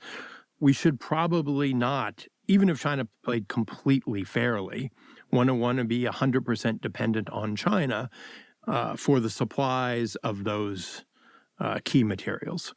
And then you kind of have to work further from that. Where does the line come about what do you care about? Where do you just care about the outcome? And where are you going to rely more on arguments around procedural fairness? And then I think on the flip side, China itself clearly cared about the outcome, not the procedural fairness. What would you say the Trump administration, across its 2 terms, and I realize they've been different in important ways, has gotten right about China? I mean, if Trump has been disruptive on how America has thought about anything, it has been China. And what do you think they've gotten wrong in their either China orientation or their China policy? There is something a little strange about Trump's first term, because the first term, 2017, 2018, it's like the U.S. political system reacted to the China shock 5 to 10 years after the first China shock happened. So the timing was maybe strange, but a lot of the policy direction, I would agree, was more or less right. I think it was right to broadly say that the WTO rules, which were thought to be constraining China, had become a constraint on ourselves. China was really good at finding ways of achieving outcomes by living on the edge of the rules. I think the targeted first wave of tariffs were actually sort of in sectors where it was reasonable, generally speaking, to have tariffs. And you're talking here in the first term? First term, yeah. So like in the first term, the tariffs were basically on China. In the second term, the tariffs were basically on everyone. And I am much more comfortable with putting tariffs on China, particularly now because, China's economy. Trade protectionism only works if you have trade to protect. I am not a free marketeer. I never have been, and I never will be. Okay? But if you were to actually do trade protectionism, you have to ensure that you have some kind of trade to protect. This is why, as much as I would love low-cost and beautifully designed Chinese electric vehicles, I understand why America engages in broad tariffs against such things to stop them from entering the American market so that we have some semblance of an automobile industry. The problem is, free market is fucking bullshit. It's not real, right? Obviously, America's never abided by that standard.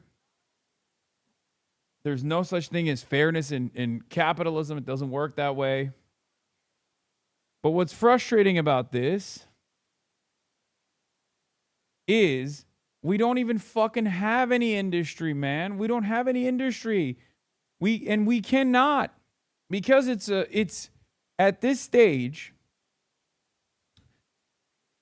without a command economy, without central planning, we will never be able to keep up with China.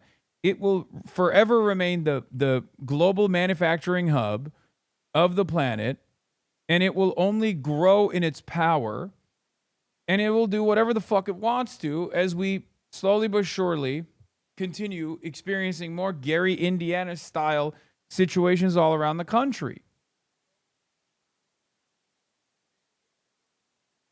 And now China's already moved into the realm of entertainment as well. They're going to start dominating us there too.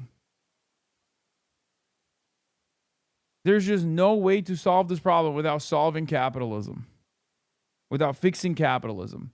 As long as capitalism remains, as long as capital is the domineering force, we will never be able to compete against China. We will never be able to do anything. It's that simple. Second thought video on China too. Okay. China is beating the US by every metric. And when we say that, you know what's crazy, by the way? You know what's really frustrating about all this? They never stop yelling at us for being right but too early. People never stop yelling about the fact that we were just right all along about China. Now they're coming to that conclusion, but they won't stop. They won't stop punishing us from being right. They won't stop punishing us for being right but too early. Like, oh, dude, how dare you? When I was saying China was on the verge of collapse and you were telling me no, and I yelled at you and said you're a fucking CCP dick rider, you love Mao Zedong. Well, guess what? You were right about that. I'm arriving at that conclusion now, but fuck you anyway. It's like, dude, well, if you recognize that now, if you recognize my conclusions now, then you have to fucking, yeah, dog, I know you like collars. Yeah, this shirt is crazy. It's a Yoji Yamamoto shirt. It's got collars upon collars. But my point is, then listen to my warning now. Not that you ever will. No one ever will. Everyone's like, oh, you're a fucking dummy. You're a stupid socialist. Fuck you. But economy has shifted dramatically and become much more export-oriented, much more of a competitive threat now than it was then. I've never understood what to do with these collars, by the way. Because, like, you got the normal collar here. Yeah, the Japanese have gone crazy. They put collars on collars. You got the normal collar here. And then you have two additional collars here. And they got buttons on them as well. And I have no idea what the fuck you're supposed to do with it. You can double pop it if you want.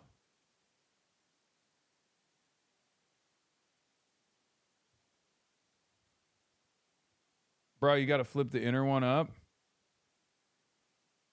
I mean, it's not like strong enough. It's not hard enough to stay in place. You know what I mean? It's in the lookbook. I've never seen it. I've never seen the lookbook. Undo the top button? Why?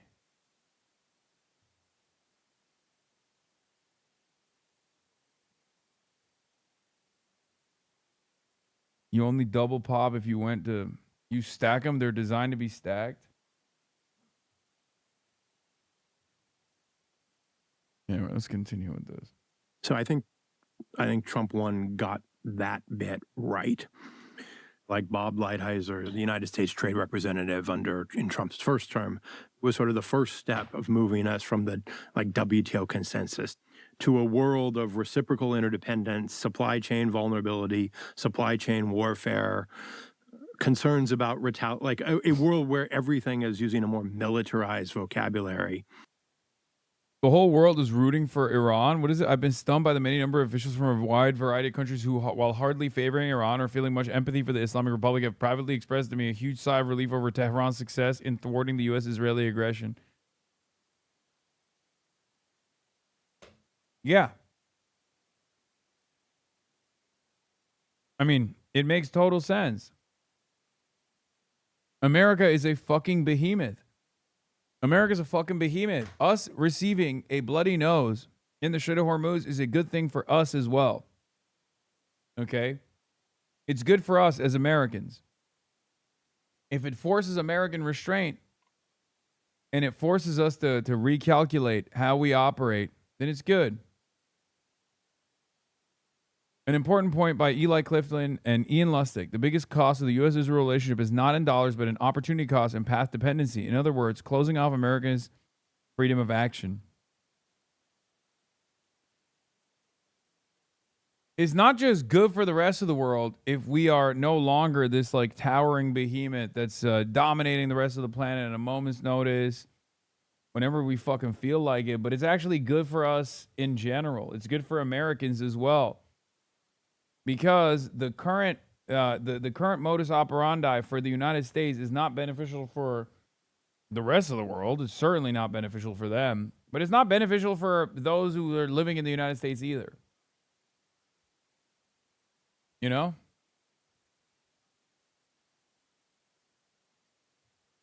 We don't get to see any of the benefits anyway. Fucking bullshit.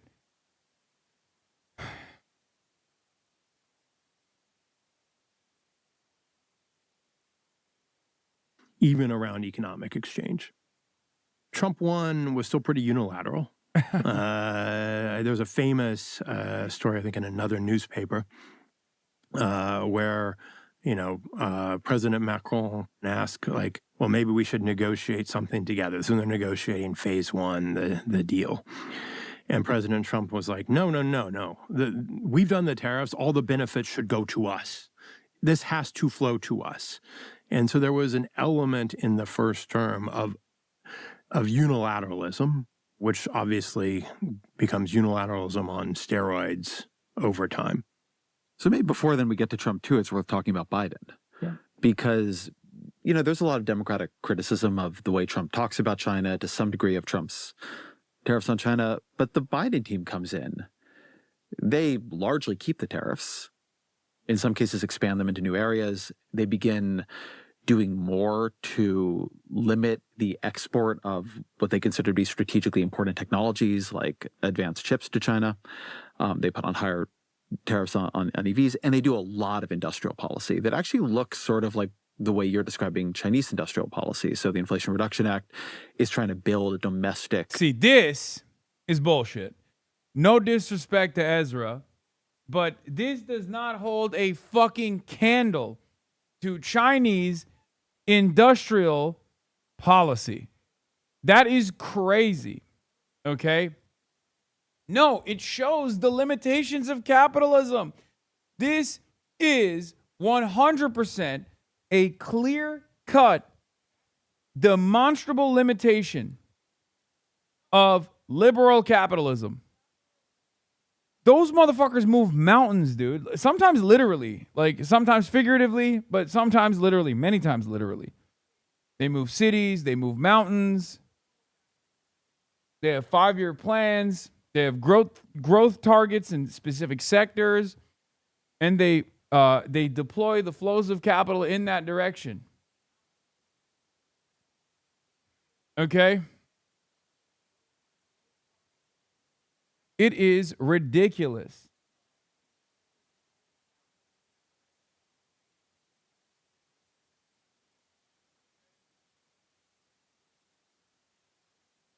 The idea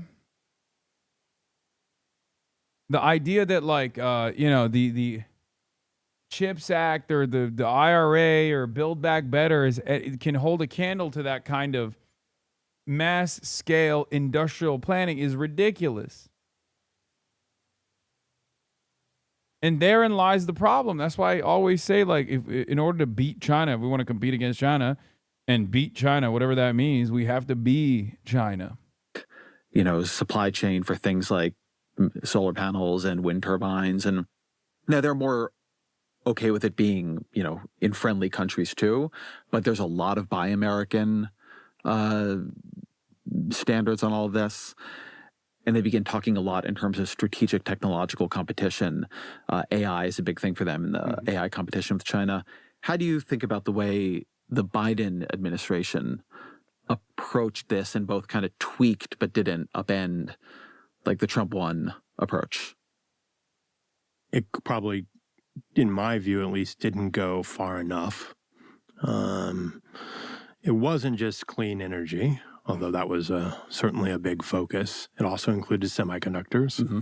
And in semiconductors, at the time, the concern was dependence on Taiwan, which was vulnerable to pressure from China, certainly vulnerable, you know, would put the U.S. in a difficult position if China were ever to put an embargo or attack Taiwan. And at a certain point, the U.S. just made a decision that we did not want China to have access to the world's best, certainly not the ability to make the world's best chips. Too many risk associated with that.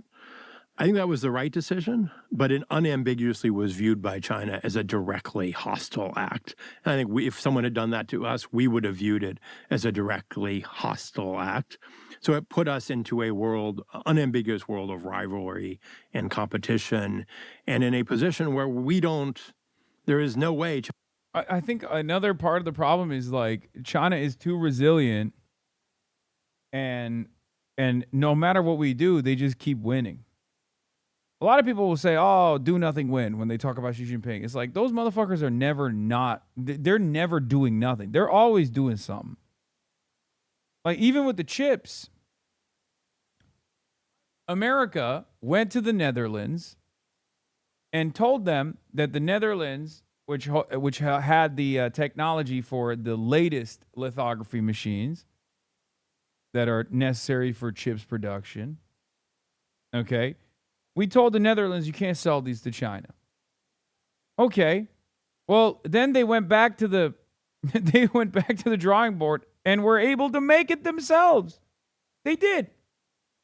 And while we thought we were stopping their productive capabilities, their production capabilities by at least a decade, they were able to move the timeline to a year.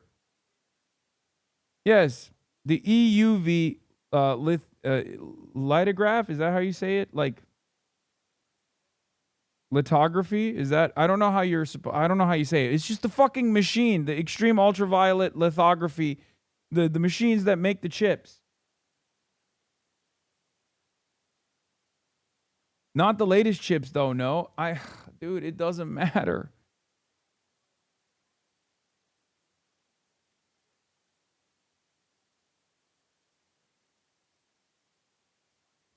The fact that they are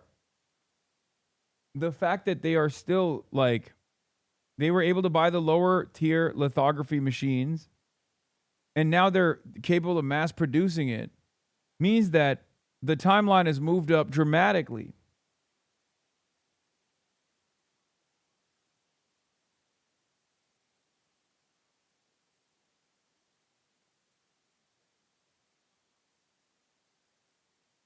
Lithography?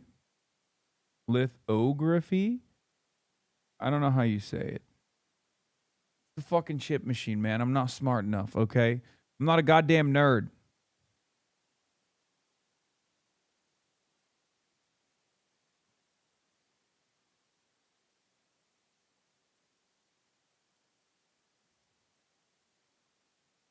Yeah, then they write articles about how China built its Manhattan project to rival the West in AI chips. Shenzhen team completed a working prototype of an EUV machine in early 2025. The lithography machine, built by former ASML engineers, fills a factory floor, sources say. China's EUV machine is still undergoing testing and has not yet produced working chips. Government is targeting 2028 for working chips, but sources say 2030 is more likely.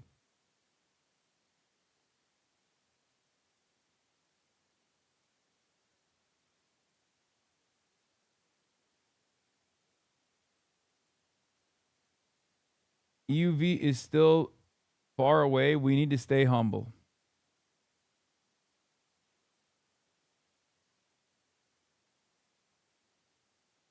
I mean, even this was unforeseeable.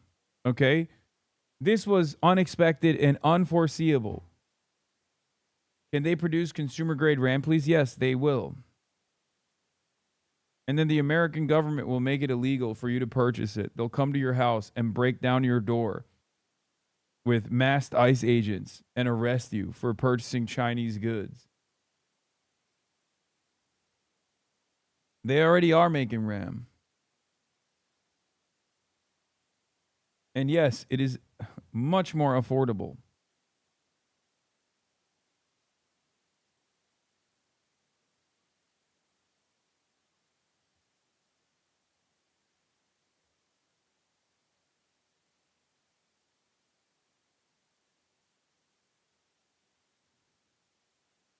If there's one thing that China always does, it is exceed their benchmarks, their targets. They end up accomplishing those tasks far before people predict them, and we consistently underestimate their capabilities. China is not going to try to engineer us out of their chip supply chains. That's become a national priority. And so we are trying to reduce all our vulnerabilities to Chinese economic coercion at the same time. But it didn't really go far enough in critical minerals, rare earths. I mean, there was plenty of talk about it, but there wasn't enough action, not enough on active pharmaceutical ingredients, where either the medicine or the key chemical precursors are almost 100% sourced from China. So I think, it was a step in a necessary direction. It was controversial because of industrial strategy, industrial policy. Yeah, we're number one in copium production. China will never catch up on that. That's true. Yeah, make no mistake. If there is a global force in copium production, in copious amounts of copium production, it is us. Okay? We're number one in copium. Long time, the thought was that was something other countries did. It wasn't something that America did. And it wasn't something we're necessarily very good at. And in some cases... And it's crazy because they didn't mass produce copium elsewhere and then feed it to the American population in the same way that opium destroyed the Chinese population.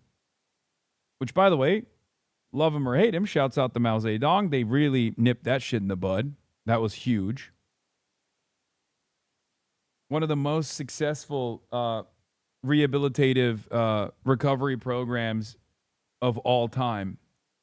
Like, historic improvements in that field. That was under Mao. Meanwhile, yeah, we're doing mass copium distribution, mass facilitation of copium. There's a real copium epidemic in America. Rare earths and the magnets like active ingredients. Homegrown. It means finding ways to incentivize production in sectors where you can't compete with China on cost. So that then brings us to Trump 2. Mm-hmm. And so how would you rate what they have done and where it has hit the right balance and where it's been off? So in general, I have noted on many times that I like Bob Lighthizer trade policy, i.e. Trump's first term, better than I like Donald Trump's trade policy, i.e. Trump's second term. Lighthizer was careful to only threaten things that the U.S. economy could sustain. So, the tariff level was set at 25%, which, people didn't like paying it, but you could afford to pay it. He didn't cover all of trade, so there was always a little more trade you could bring into that tariff. Trump had a theory of the case in his second term, which worked for most of the world, but didn't work for China. And the theory of the case is, well, trade's rigged against us. We need to raise our tariffs. And you need to lower your tariffs, lower your barriers to U.S. exports to put trade on a more fair footing. You shouldn't, in other words, retaliate for our... Yeah, except what are they to buy? Like, what? Is there products that the Chinese population is like vying for that they simply cannot purchase? What is the product that America creates that, regular Chinese society is like, I really wish I fucking had my hands on this shit. Okay? F-35s, I guess? Like, what is it? We make burger, porn, and tanks. Okay? We make guns, burger, porn, tanks. And when I say tanks, I don't mean like literal weapons of war. I'm talking about the F-350.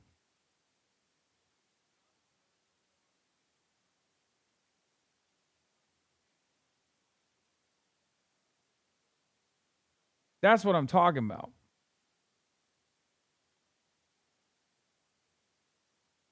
Like, what could we even sell to half of these goddamn countries? You know what I mean? Not even just China, but like, what could we sell? NFTs, dude? That's what we're going to sell to China? NFTs. Gambling. Our major growth sector of gambling and pornography. Why won't China purchase our gambling apps?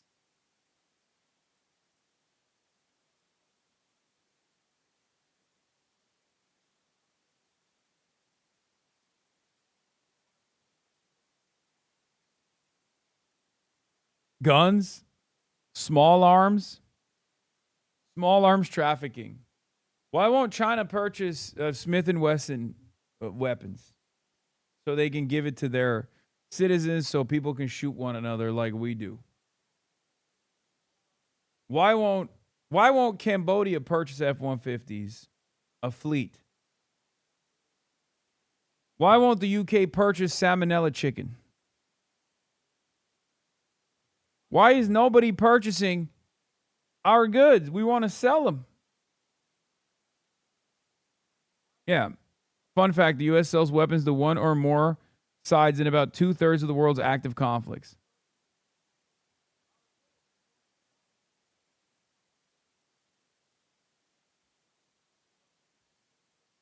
Yeah, National Cattlemen Beef Association is mad. Trump is saying that they're going to import cattle now to allow the American cattle industry to grow its supply again, to improve the number of cattle that we have. National Cattlemen's Beef Association says no calf producer in America is asking for increased imports. Undercutting American farmers and ranchers with inferior product from foreign competitors is nothing to create market confidence or encourage rebuilding the herd.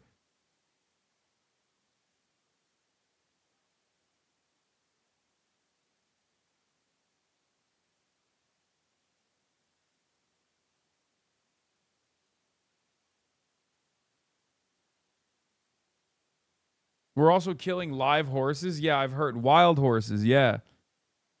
We're eradicating the wild horses. Hasan, do not show to Navy Hasanabi heads. What is this? Ethos. On the Shandong, the morale of the crew is heavily influenced by the quality of food and drinks provided. Stop. Well, they're not your average cooks. These folks are highly skilled chefs, probably the kind you'd find in fancy restaurants. Stop. They've got the expertise to whip up delicious meals without any Gordon Ramsay-style drama. But it's not just about taste. The menu is carefully planned to ensure the crew gets the right mix of nutrition and calories. They focus on fiber and protein over fat, keeping everyone in top shape. And get this, they offer 7 meals a day. Yep, you heard that right. What? This variety accommodates the crew's different schedules and dietary needs, making sure everyone gets what they need. Bro, sources on the ground told me that there were some people on USS Lincoln that watched this video, and that's the reason why they tried to kill themselves.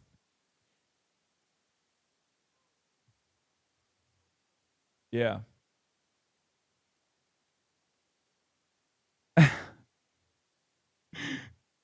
Sources on the ground, sources at USS Lincoln are reporting that this video was distributed amongst the regular ranks. And as soon as they watched it, they tried to jump off the top of the ship. When they need it. And here's the clever part.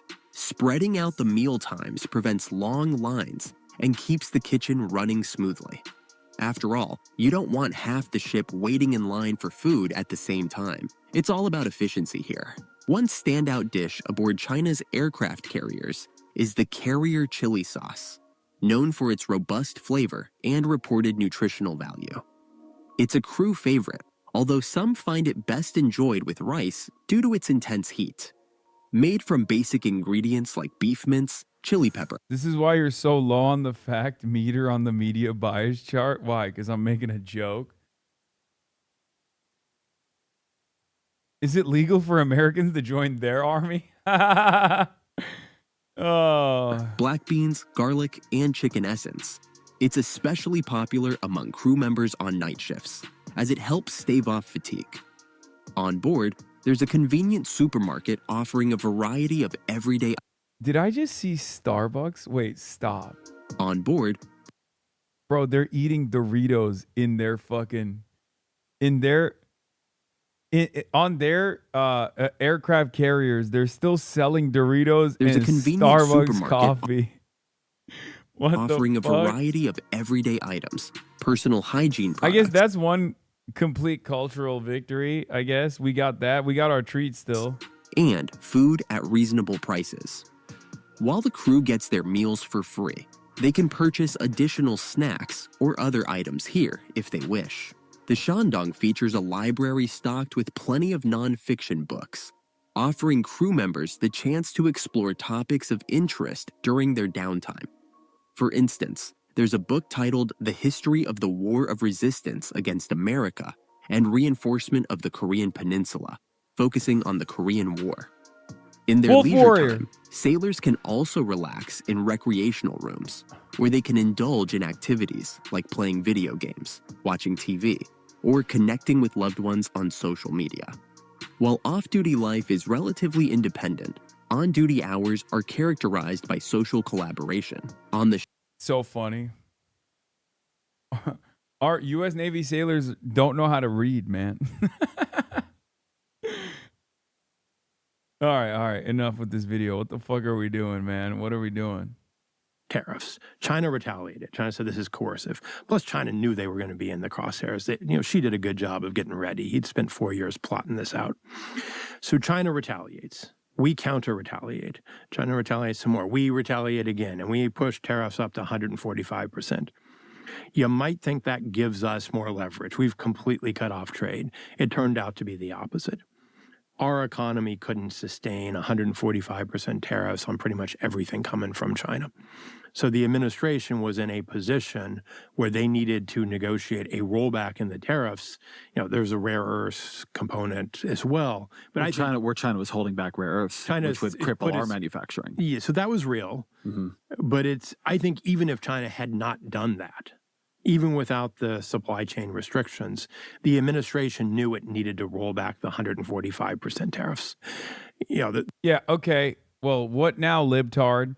One U.S. Army unit is offering 4 bonus days off to play Grand Theft Auto for soldiers who re-enlist. That's right. How about that, dude?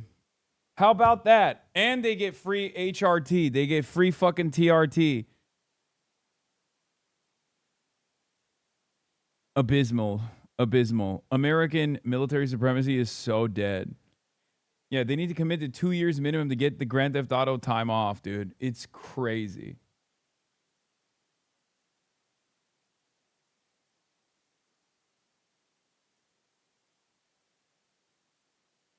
Morale problems. What morale problems? Yeah, if you want... yeah, you get 4 paid days off if you re-enlist so you can die for Israel. Sick.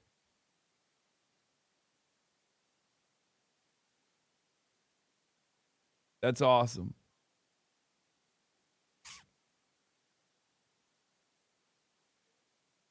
Yeah, what now, dude? I bet China doesn't have provisions like that. The example that I like to give is that in the summer of Trump's first year with 100-ish plus tariffs, all the retailers who import artificial Christmas trees, which all come from China. Think Christmas tree ornaments, think holidays. Well, those are things that are actually typically imported during the summer. Now, if you're paying 150% tariff, you're going to have to triple whatever your retail price or something crazy. And the Christmas tree importers weren't sure, because they're building up inventory ahead of a future sale, that American consumers would be willing to pay that higher price. So they just stopped importing. And when there's a hole, and there are other places where companies were having to pay that price for a part, and that would render their ability to export utterly uncompetitive. So it was too broad, too high, too fast. It was disrupting the U.S. economy. That was a mistake. And I think Lighthizer, in his first term, got it closer to right. Don't ever escalate to the point where you're put on tariffs that you aren't willing to maintain. The other side will realize that you are looking for a face-saving way to pull things back. That was, I would say, mistake one. Mistake two was the breadth of the tariffs. Not targeted reasonably by countries.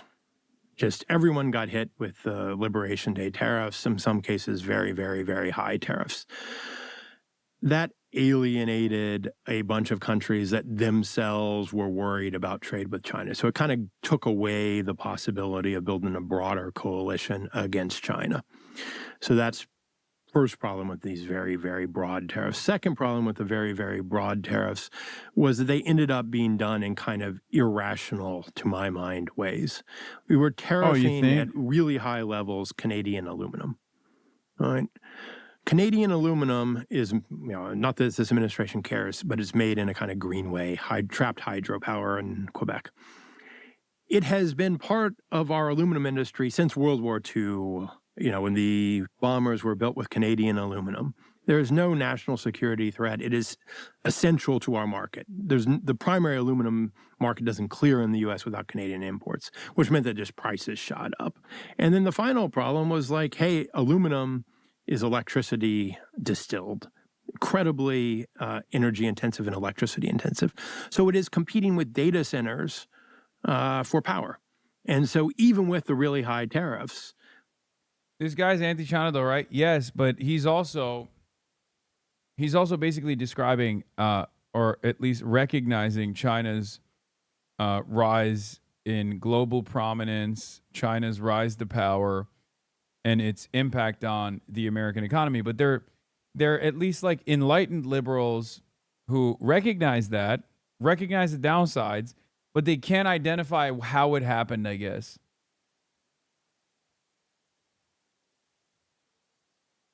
Because they're still giving credit to Trump's they're basically giving credit, or he's basically giving credit to Donald Trump recognizing the dangers of China before other Americans moved, before other electeds moved in that direction, which I think is silly because they're also refusing to understand why China's rise happened. And if you can't comprehend why China's rise happened, if you just simply think, oh, well, they just,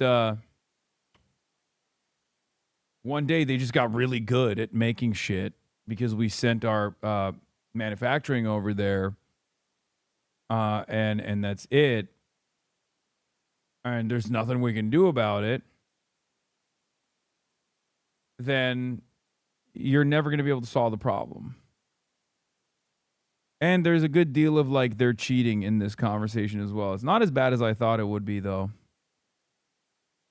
Mark Lynch wrote on Foreign Affairs, The End of the American Middle East. Here's Truda reporting on us first, or looking at the first opening paragraph. The American Middle East is finished. The regional order that has prevailed since 1991 has been one that many casualties of the U.S.-Israeli war with Iran. The American and Israeli failure to dislodge the regime in Tehran has proved the bankruptcy of the decades of sanctions and violence. More and more Americans are now coming to terms with this reality, which I really appreciate. But what will we do next is what matters most. And I don't think that Americans are going to wake up to this reality and then instead change our trajectory, change course. I suspect we're just going to double down. U.S. 30-year treasuries erased gains from buyback announcement. Scott Besson, who made his billions helping Soros break currencies in the 1990s, should recognize what this sort of intervention failure signals.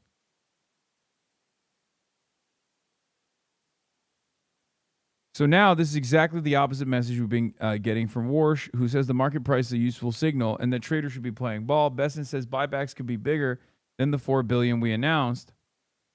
And now he's saying U.S. yields don't reflect underlying fundamentals.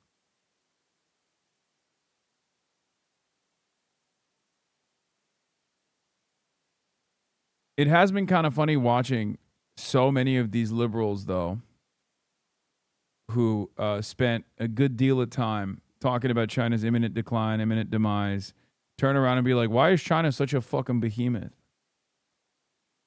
President Trump appears to have Anyway, let's look at this fixer Michael Cohen now. reconciled with one of his most outspoken critics. His name, Michael Cohen. You may remember he turned on Trump after working as his political fixer. This week, he interviewed the president, who suggested that Cohen was forced to testify against him. Ed O'Keefe is at the White House with the latest on this. Ed, I have to say, I did not have this on my bingo card. They were like the Taylor Swift song. We are never, ever, ever, ever, ever getting back together. I don't know what to say. But to Good one, quote Gail. another Taylor Swift song, Gail, the bad blood, if you will, between the president and his former fixer is legendary, and the two have spent years sparring publicly and in court about what Cohen did for Trump back in the day, but they appear to be moving on with a radio interview once thought unthinkable. You and I have obviously traveled a pretty rocky road together.